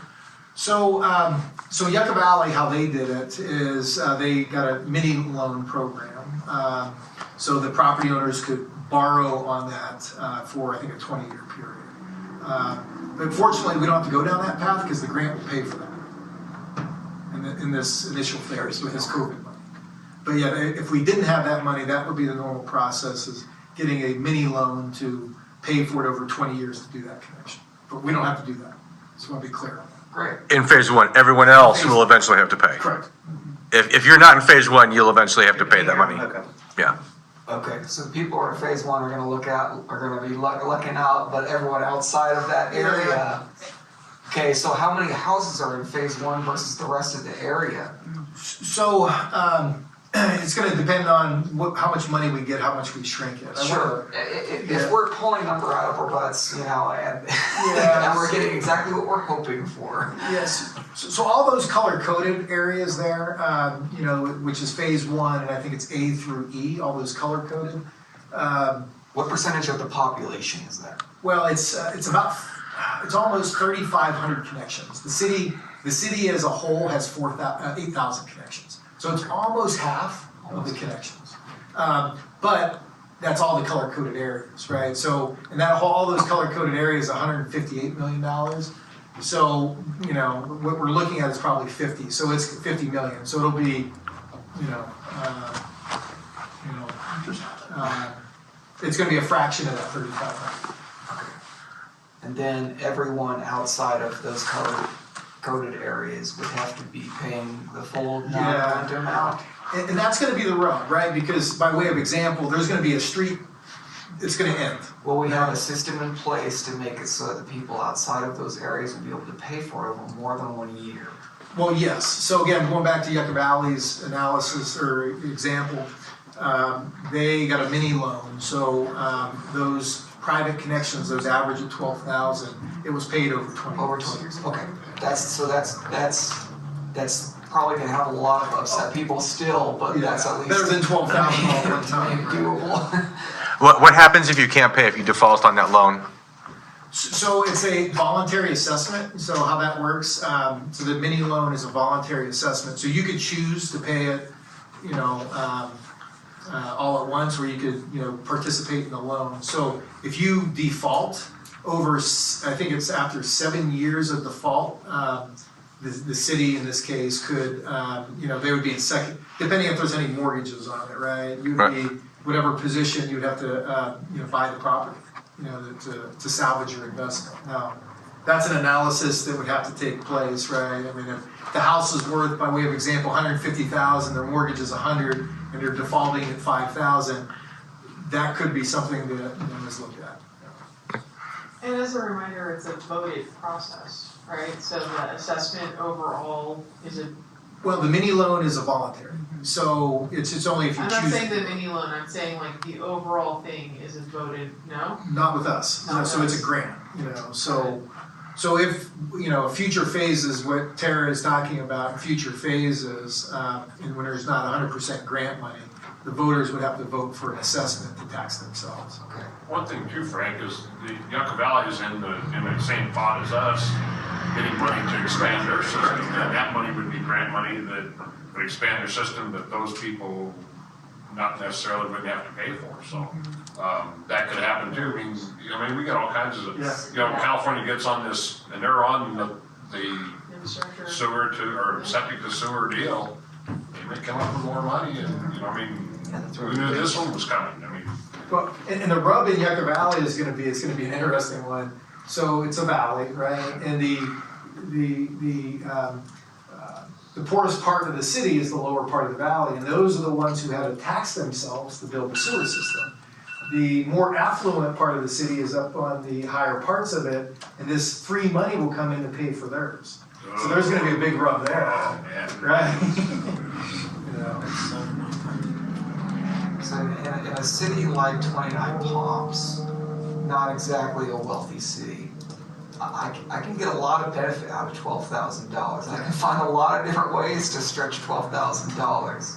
So if there's very few people outside of that 1A area that are actually interested in this, is that a $50 million kind of benefit for the city? The people that are outside of the 1A area? Yeah. Well, if I'm just thinking, if I'm the average citizen of 29 Palms, and you propose to me, even with the plan, a payment over 20 years kind of plan, thinking of what the kind of things I can get instead of a $12,000 for sewer, how many people sign up for that, and does that end up with a $50 million bill? So as Tara mentioned, so outside of phase one, outside of these phases, in future, it'll be a vote of people. So yeah, so this is very unique money where it's paying for 100% of the project, right? In future phases, there's not gonna be 100% of the money. So the public in future phases would have to cast the vote. So to your point, yeah, that would be a tough sell. And that ties back to USGS, quite frankly, because what USGS ultimately will say, again, is not that there won't be a problem, it's just how long until we have a problem, right?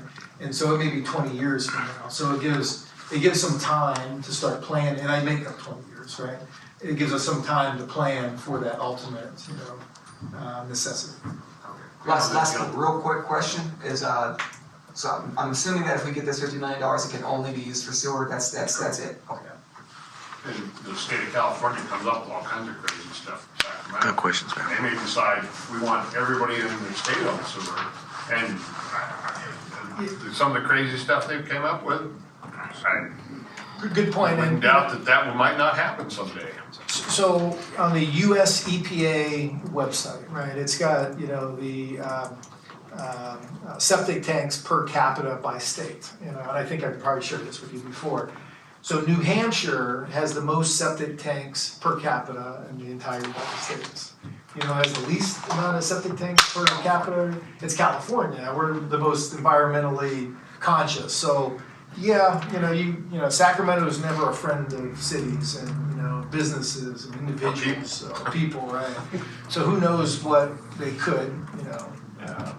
Well, they just did that to the Joshua Tree, you know, I mean, you got the Fed said no, state environmental says no, they just passed it anyway. Oh, the Joshua trees? Joshua Tree's endangered because the people in making the laws wanted it. And environmentalists buy those people, so, you know, that's what they got. Crazy things happen. I'm not against the sewer treatment plant, I'm for it, I think we should take care of our groundwater as some responsible people, but I'm against where the location is. I don't believe it because I've had experience and, you know, we lost friends and families that stayed in the sewer treatment plant. I think we had some people talk and we heard that COVID was odorless, but still did a lot of damage.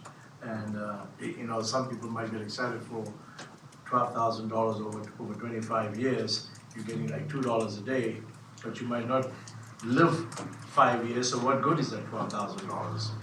That's my argument, I mean, my thought process as well. Do I need money or do I need my health? I personally need my health.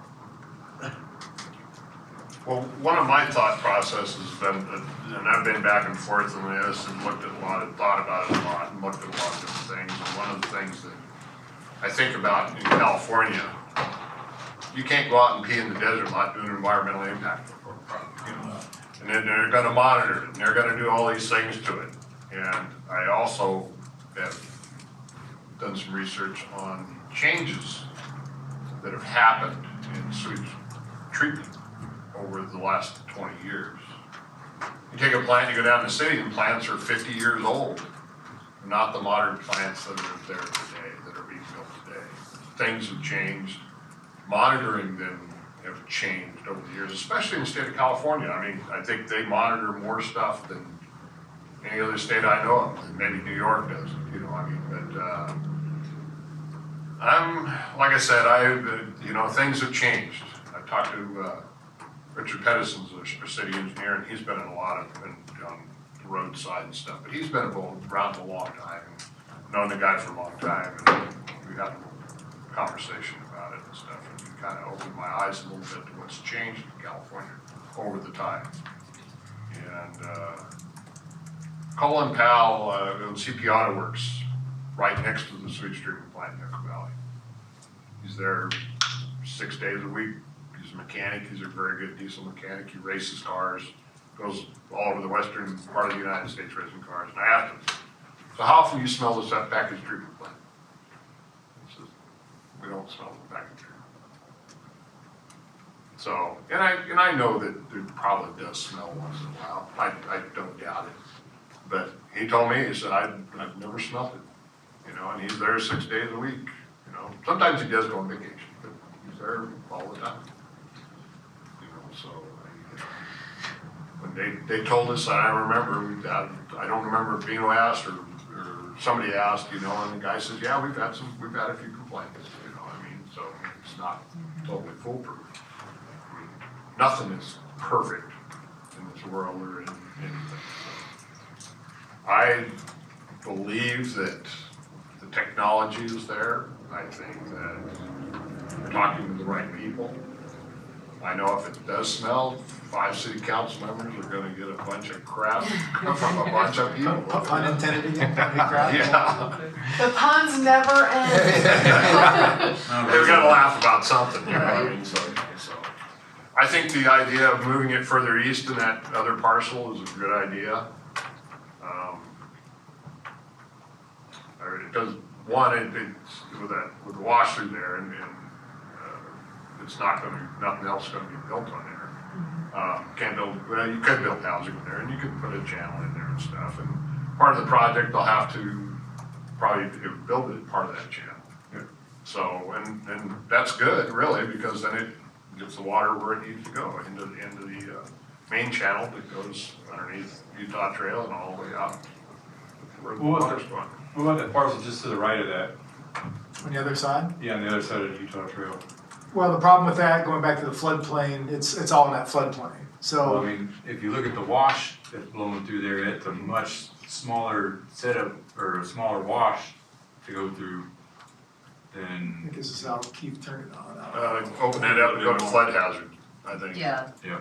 There you go. Yeah, so it, You got a yeah, huge one right here, and then that looks like one I ride my dirt bike through, and it'd be really fun. But the other one is very minimal and, you're talking about right here? yeah, it was just, Or go no, up one more. Up one block. more. Oh, you mean the one in the corner? No, no, go up one more, Frank, one more box, and Oh, one more right there, box. now go right, Right. right there. Keep going. right one more. before DO, it'd be in that Right on the block other side right of Utah before Trail. DO. We don't need- Right There you go, right there. Yeah, I mean, the issue with any of that is just cost of construction. So, and you know, this is a perfect example of it, and you can imagine the construction cost of it. The fluoride removal plant, if you look, see how high that is, and how built up that is. That's, you know, I mean, that's. they're on a lake bed down there for the most part, so yeah. But we would have to reinforce it similar, you know, because it's in that floodplain, you know, to that. So that's so can you do it? The answer is yes, absolutely. It's back to cost again because it's in the, you know, in a 100-year flood. It's a smaller floodplain than the other one. The other one's got like 6 different lines coming into it, or, yeah, 5 different lines coming into it. That one's only got one, and then another one just after it. Yeah, but the whole thing, is they got a lot more sheet flow on this, that's what when it spreads out, it's not as deep, but it is wider. Now you got, on that other parcel, the western half of it is. It's all wash. It's, well, not necessarily, it's out of the floodplain. See, this is a FEMA flood map is what it is. It's designed by the government, and they collect fees for flood insurance based on these maps. And because the Mississippi River floods every year and people keep building in there and they get their houses replaced every year, they have to collect funds, and so they've widened the maps in a lot of areas to collect more fees. What you saw 10 years ago and the map 10 years ago and the map today is totally, you're hard to believe that they're in the same areas, you know, so that's part of it. But there is a flood hazard there, you know.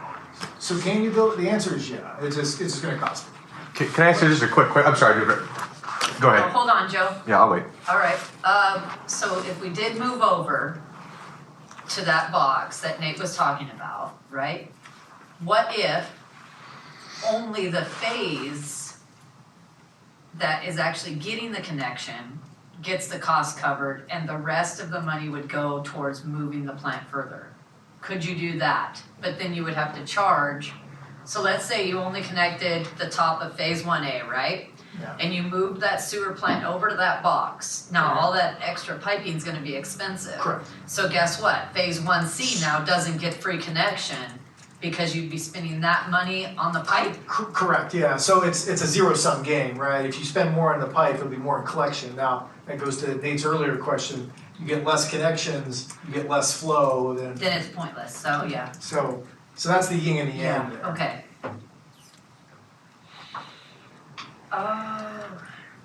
Well, how, do you have anything, Gerald? No, because, no, that's all right. So in my thinking, I'm looking at, so my first question is though, no matter how much you get, you are gonna subpoena the lobbyists to extend. More than likely, yeah, because just the time frame is, you know, is just almost impossible. And I think, you know, outside of because the moving it is gonna take longer, right? So I would go back to the lobbyists if the advisory committee and the council says, hey, let's spend some money to analyze moving it. And I think something like this, moving it is, and the reason I bring it up is, and I talked to our, you know, our environmental lobbyist and, or not lobbyist, our environmental consultant and our engineers, and this is an easy move. So I don't think I would need an extension outside of the normal. If we move it clear over here by way of example, I think that's gonna take a lot more analysis, and so at that point, I just make up that area, but further east. I would go back to the lobbyists and say, hey, you know, we need to work on, you know, a 12-month extension because I've got to study this. Then I would bring, you know, once it gets studied, both capital and operations, I'd come back to the council and say, hey, this is ultimately what it says, and we wanna go with Plan A, which is the original, or go down to Plan B. Plan B, extra cost, zero-sum gain, and I'll make this up, if the extra piping costs $10 million, then that's $10 million less of collection system, so less connection, so, yeah. Alright, so, What's the cost of the homework? I'm sorry, Jim, go ahead. so I'm on the thought process that I support the project, but I think that whatever they get, we need to request an extension, because I think we also need to look at those parcels that were talked about and to include what's moving east at the same time. So moving further east. Moving further east, looking at all those and the impact of UGA study and all that good stuff, because we already recognize that 50 million is not what we wanted, but we might as well, if we're gonna do it, we're gonna do it right the first time. So I think we do need to ask for an extension and look at moving the impacts and all the studies we need to move to those other tracks. And even if there's a better recognized track, we need to look at all of those. So how far is far enough? I don't know if there's, it's $1 million question, How right? far is far enough? Well, I don't think, every time I was gonna go further east, they need to come up with money, you know, I Well, mean, that's- don't lobby the money, you know? I don't, because no matter how far you go, if there's somebody living there, there's bound to be somebody that's gonna complain about it. I think what I saw was, if you move further east, there was only about 20 homes that were affected. And, it's best for us to go knock on the doors and talk to them and say, hey, you know what, this is what we're gonna do. What about relocation, and the city should look at relocation if they're not happy with it. It might be easier to relocate 20 than to relocate 750 or get, even if we don't have to relocate the 750, we get half of that is disgruntled, you got 375 people, that is. Well, I mean, come on though, we've been doing this for how many months have we been on this committee? We've heard from the same, and I'm not putting anyone down that comes and stands up for it, but we've heard from the same people. I haven't heard from these 20 people. I haven't heard from anyone other than the same situation. So I don't know, in the last hour of us giving Frank direction, we're coming up with walking around and asking people questions. But there takes some kind of level of advocacy of knowing what's going on in your community. I make everything. I got 5 kids, I got a kid that doesn't talk, so I make no excuses to people who cannot make things. I work a full-time job and I hustle a crew all day long and I still know what's going on. So what else could we have possibly done? That's white privilege. Madam It Chair, is, there is it is not, It it is. is not, It and is. I don't need your special comments. Oh, well, I asked. Excuse me, while you're making your smart comments, my child who's half Hispanic is sitting there, so let's not But make what any you more said, comments. If you you're have not something to say about Hispanic. sewer, say it. It If is not, about this, who are you well, wait your talking to turn. like that? You're interrupting me when I'm talking with your snarky comments. I'm not asking for public comment. We've been through that already. It's time for the committee to speak Joe, now. you should sit down. So if you really want to start with your condescending comments, wait till I go outside. We can talk all day, Eileen. I don't Please mind. don't even address me by my name, I don't know you. Well, you seem to know me on social media. I do So not back know to you what at I'm all, saying. madam. We're asking talking you about about a something. question because my property is going east. So I would be one of the 20 people that you just Come up and went make through a comment. A comment period is over. You just could brought have, up and you the waited walking. until we're in a discussion. I'm sorry, you just now discounted what he said about knocking on not. doors. But if you I'm move not going to east, argue with you. I am one of the 20 doors. So you can't just discount that because I'm at the meeting. Thank you. Next. Anyways, you know what I'm saying, and I get it, because I'm not trying to get heated with this. But now, we're waiting till the final hour, I just want to to now clarify walking- something. Wait, I just want to clarify something. door to I door. was not talking about the 20 people in downtown. I was talking when I walked the neighborhood where this plant was going. Right. I saw there was about 750 houses that were affected. And then when I went further east to where I was talking where the plant was going to go, there was about 20 homes there.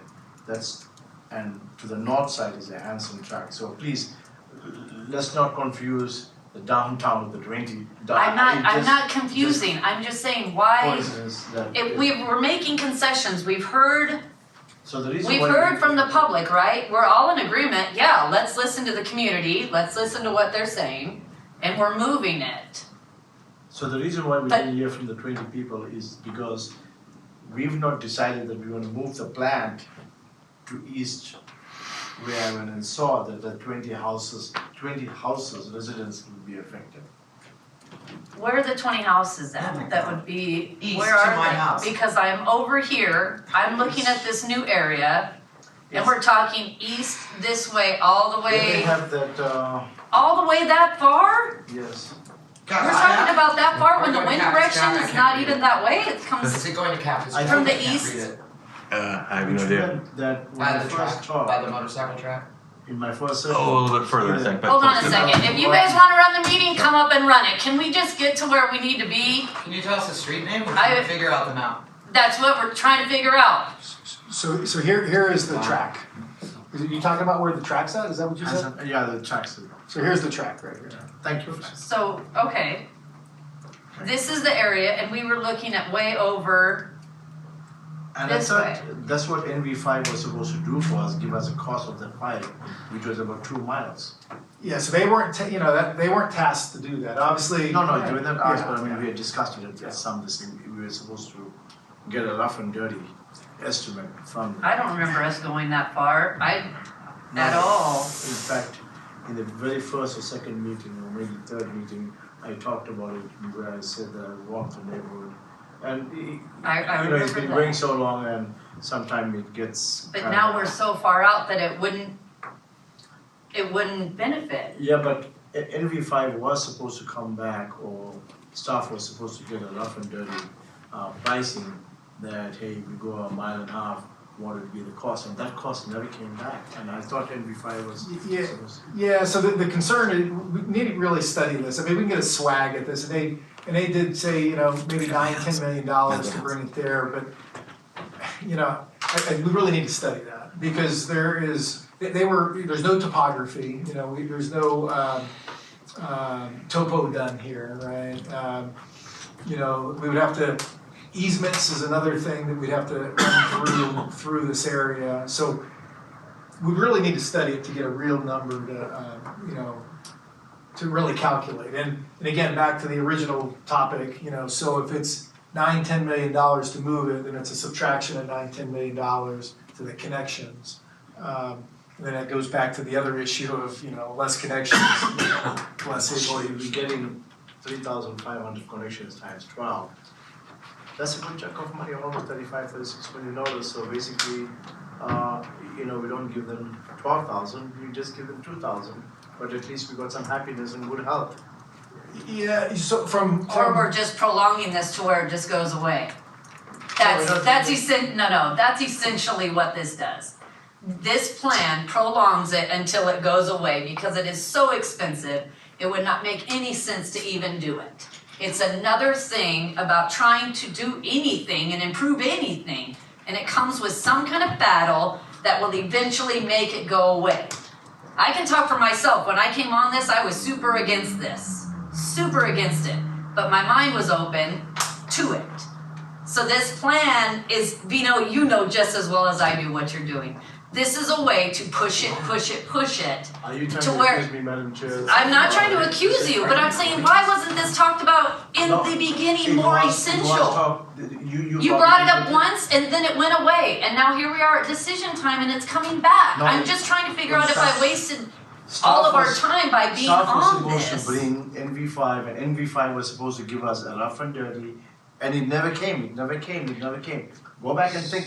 That was the meeting that I brought Because- everybody to. That was Yeah. correct. And then it went away because we all talked about how expensive it would be to move it. So we didn't press on that issue. Am I right? That it was too expensive to move, Frank? So we kind of just. No one Went to- established how much it cost. I'm sorry to interrupt, but no one established it was too expensive because no one came back with any number at all. Because it was, right, and that's what we were saying, was it was so expensive based on what Frank said, and he sent us a thing with the cost, not the total breakdown, but he did say it would cost too much. We never saw any of that. That If never got to and us. I apologize for that then, Okay. because what the problem was, I think it was too expensive to even, I don't remember seeing Go the there. cost. so what am I, did you not send out some files? Frank's trying to respond. Yeah, so what, again, going back to the earlier part of this, so if you, from a council or from an advisory committee perspective, if you say, okay, let's move it location, right? One of the locations and then one of the questions I said is, how far is far enough, right? Because the further we go, the more it would cost. So that definitely is a fact, right? So, you know, once we can establish how far, then what I would do is go back and ask, because we have about 2.5 million roughly unspent dollars for planning. I would task NV5 then to study it, you know, which is topography, looking at easements, pipeline costs, and et cetera, to come up with a number of what it would cost there. In the meeting, she swagged a number, she did swag a number, but it was a complete swag. And Oh, okay. she was reluctant to really even say that because I didn't hear the number. Can you repeat it for me? Can you remember what it was? $9 to $10 million. Okay. And the problem with these numbers when we talk about them, it's gonna get locked in stone. Oh, no. I will not hold you to that number. Yeah, for sure. Yeah. I understand that's a guess. Yeah. I understand that's a And guess. so to that end, if there is that recommendation to move it, then what we'll do is go back to council and task them to, okay, study it, come up with a number, right? So we'll get the topography, look at the easements, because how do you get from, because we can't go State Route 62. It's just, it's too difficult with Caltrans, you know. No, I understand that. So we would have to get a route for it, and so they'd have to look and study that route, look where the flow goes, talk about operational costs, that'd be another thing. So if, 20 houses is actually a bad thing for operational costs. So this whole stretch here would have no flow, right? I'm not saying the 20 houses would be there for that. I'm saying it's not many houses, whatever the number is. There's not many houses from here to here. So velocity, so there's two things about pipes, and it's velocity, which means how much stuff is going through, then fall, so gravity, right? So if there's not enough, gravity and very little velocity, it'll become an operational issue because it will sit, it won't move, then it'll create, that will create smells. So those are the things that they've got to study, just to kind of, not only capital, but operationally.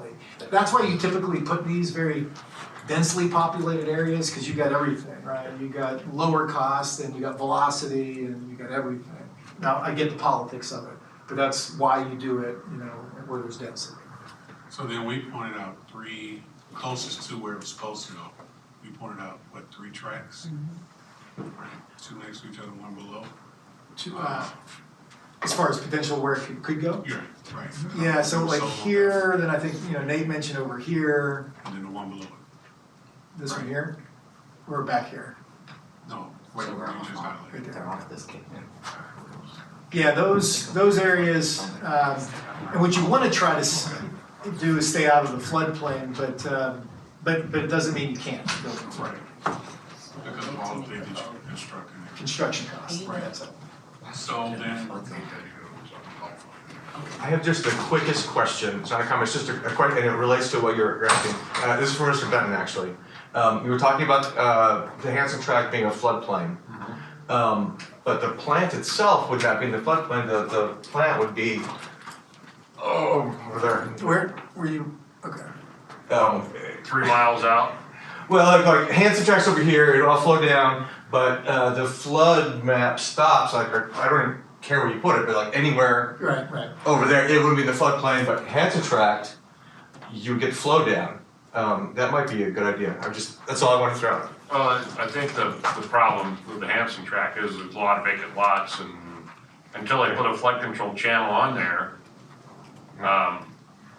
they will never develop the lot. So there's a lot of less expensive places to develop. We have a lot of vacant lots in 29 Palms. I don't know if you've noticed that. I did there, half my neighborhood's vacant.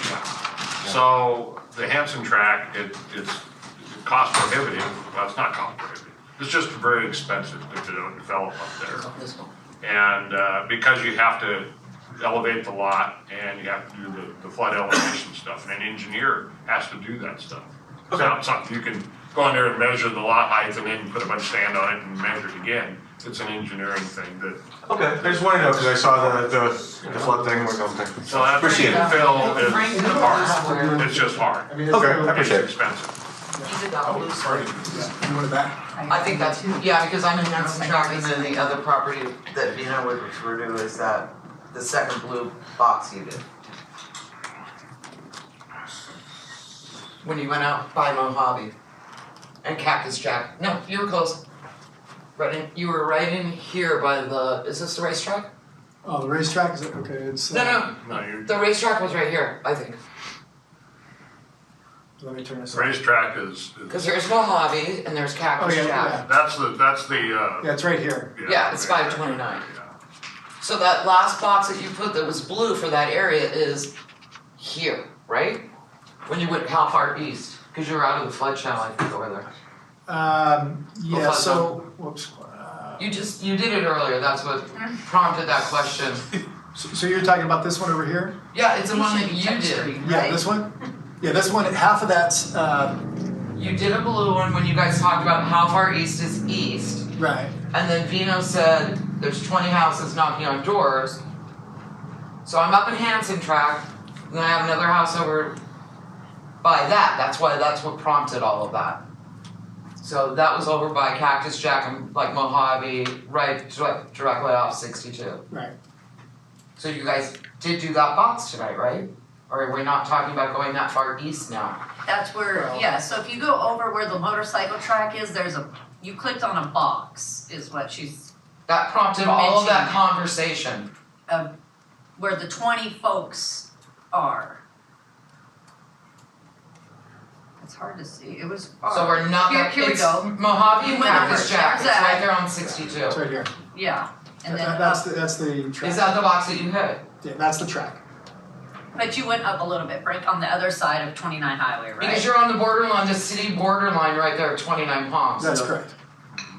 Okay, so is that where you hit?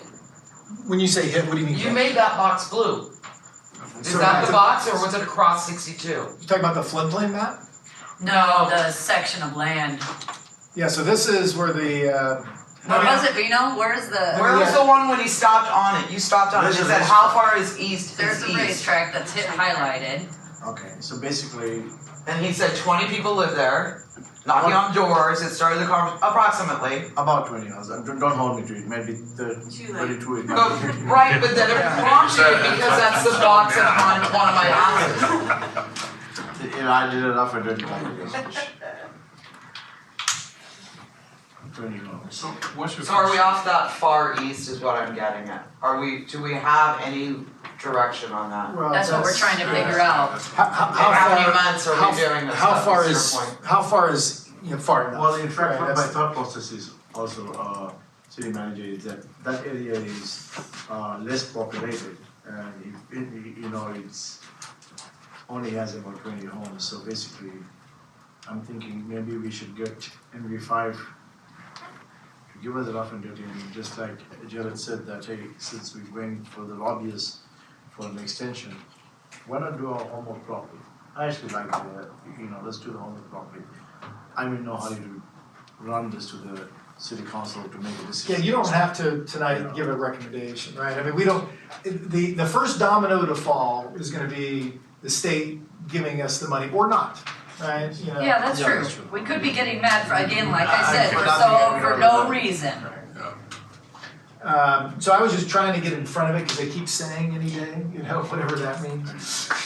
Well, you're being planning, tiny, Frank, that's what Yeah, that's what you're planners supposed to do. You're supposed to do, that's your job, be in front of it and be prepared. Yeah, then I would go straight to the council, but we could be on standby, I guess, just, I'll, like by way of example, like if tomorrow they come out and tell me that I wanna, bring you back next week, if you will, so I get to the council, to start, moving forward, so, cause if there's a direction, I gotta go to the lobbyists as quick as possible to start, getting that, groundwork there, so. I think you should tackle the lobbyists first. I mean, What kind of direction can we give you tonight?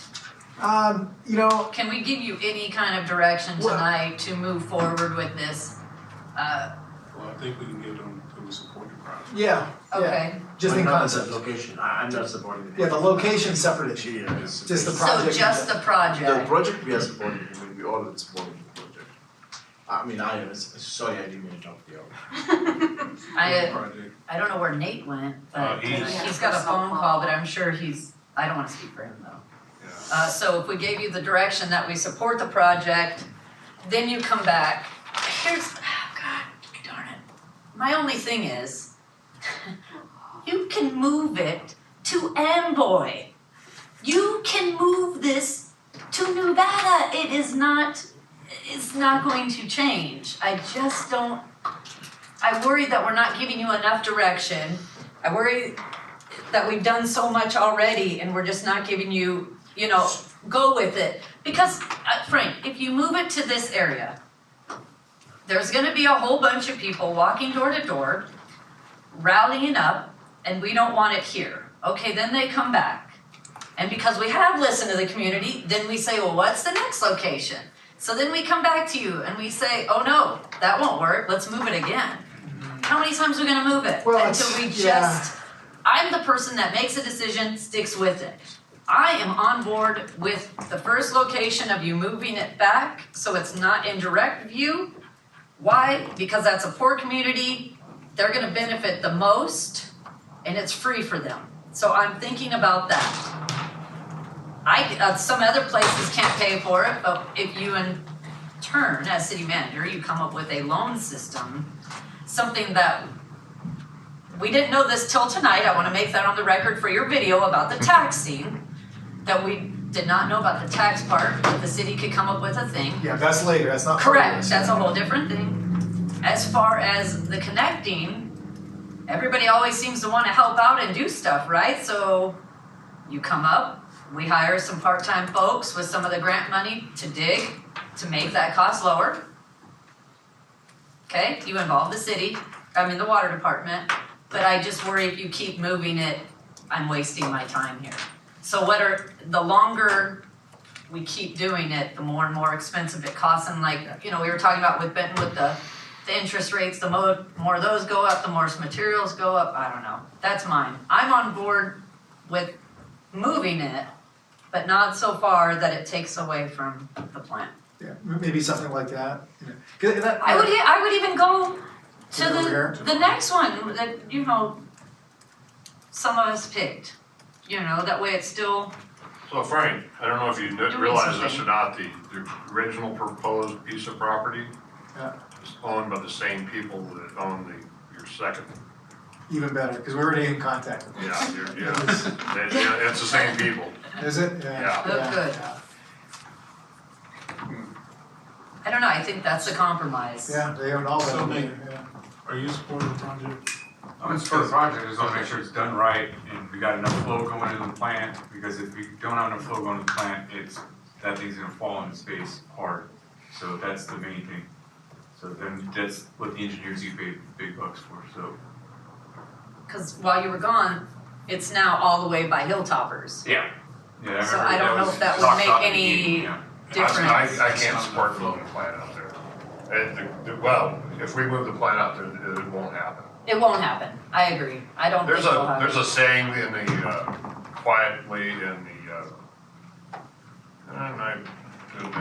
the planning and developing thing, you condition a project to death. And that's what, if we move the plant out there, we're conditioning the project to death. That's all we do. Can't do it. So the $12 million cost would condition. I don't think you can move it out there for $12 million. And Because one, you can't, like Frank said, getting the easements from Caltrans. So you look at the parcels, who's gonna give up, there's a ton of parcels. Okay, It's not like you're dealing with 5 owners, you're dealing with 40 owners. And you're gonna divide all their parcels in half with an easement? But It's just, every owner has to give a certain right to the frontage of the property. you have to, but there's a Every difference owner, so we between, have that. you can require it when they develop it, or you have to buy that right. And the state of California is very clear on that. I think, We can't go in there and demand they do that. Yeah. And our I've had council will vacant not lots. condemn the land. I've had vacant lots where there's a setback. Can we go on the setbacks of? But then we're gonna deal with Caltrans because it's in Caltrans setback. So we got 40 parcels there, we gotta negotiate a deal with Caltrans, that's gonna take years. You know, I mean, it's just, but like I said, we're conditioning the project to death if we do that. So then That's let's just stay with the 3 Yeah. and request the extension.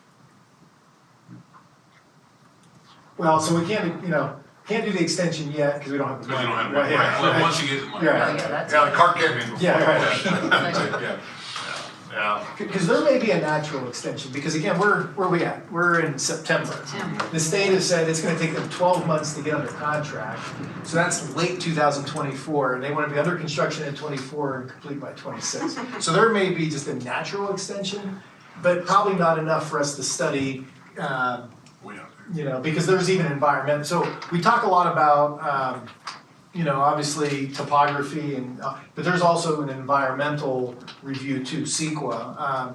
And so we're already done with CEQA here, and that's why I was kind of bringing it up, because I talked to our environmental folks. This would just be an addendum, so it's so close, but in a different area, they gotta do it all, so. I think the state will, this thing automatically give us 4 months, because we were promised the money sometime before, Yeah. right? Yeah. So now we said that, so basically we can always I come out agree. with that, we give that 4 months, and if they delay it further. But I think we should do the study and, get the lobbyists on board as well. Give them a heads up even though we don't have the money. But one of the difficult things, and again, not for tonight, right? We'll have to identify an area so they can study, right? Is it the golf course, or I'm sorry, not the golf course, the track, or some other area in between? How far is far enough? Again, back to that question. Because they're gonna have to pinpoint something to evaluate. You would recommend this also without. Right. I think, Madam Chair, you got a class to Yeah, go this to, one. don't you? This one. Yeah. So it's Yeah. far away from the, But I wanna give you direction. how far is this? I think I wanna give you something, or try to come to some, supporting the project? Just in we concept? got the supporting the, oh, yeah, Chairman, do you want a motion that right. Okay, I move. I'm guessing that Frank would be the clerk to do that, but you would pass this on. At least supporting the project, What about the location? Not that's a tonight. separate vote. Yeah, not That's a tonight. separate vote because we got way too heated Unless you over a want to. separate location. No, it's not. I just want to make sure that I support the project, but I don't support the location. Yeah, and I mean, we Yeah, I think can, we're all agreeing on. Yeah. Yeah. Yeah, we all agree on that. all right, so, Yeah, so just nodding your heads, Everybody consensus, Yep. everybody Supporting supports the the project. Support the project. But that doesn't include the location Location, at this point. correct, Don't support the current location. Yeah. moving the location. So, what area do you want to do the study? Do you wanna pick that way you can have, how long does that take? They're gonna have to go It's through. long. Yeah, they're gonna have to go through all the parcels and see where easements are at. That's gonna be. We're using too much money to, I Yeah. know how this game is played. They're gonna. I do know the this contract. game, I've done this for years, I know how this game is played. It is going to, I just, the So if political we- part of if me, we it were to worries select the me. track, what about this one over here, right next to the one The you one guys that's blue? highlighted? And that's the least, again, the least, from a staff perspective, from changing the current plan, that's the least, obstacles. At least problematic. Okay. If we switch to the other one, how far is that, Frank? This one? Yeah. So this was, right in the middle here was 1,800, And if so we switch to this one? I'm guessing probably 2,500. And what about the one to the right? That big block to the right, yeah, that one. You're probably another, yeah, we'd have to look at, the ownership here, but, maybe, in the 3,000, 3,000 from over here, but obviously, I mean, now you're getting closer Right. to these houses here, right? So, So can we go with that one? If we want to select a location. which one, this one or this one? To your right. To your right. This one? No, One- to no, the one more. left. Come back no, over. there you go. And that's about 3,000 feet. I'd guess, because this was I'd say 2,500, this one was 1,800 right here, so, So then this area right in that corner, is that the golf, what is that? Is that the golf course? No. What is that Looks area? I It's can't on the see. way to Campbell Hill, or? Could is be, that- yeah, 'cause Which Campbell- area are you talking about? Right here, Oh, okay, it's in oh, between. so Come on, that's, Bert. oh, that's Liberty.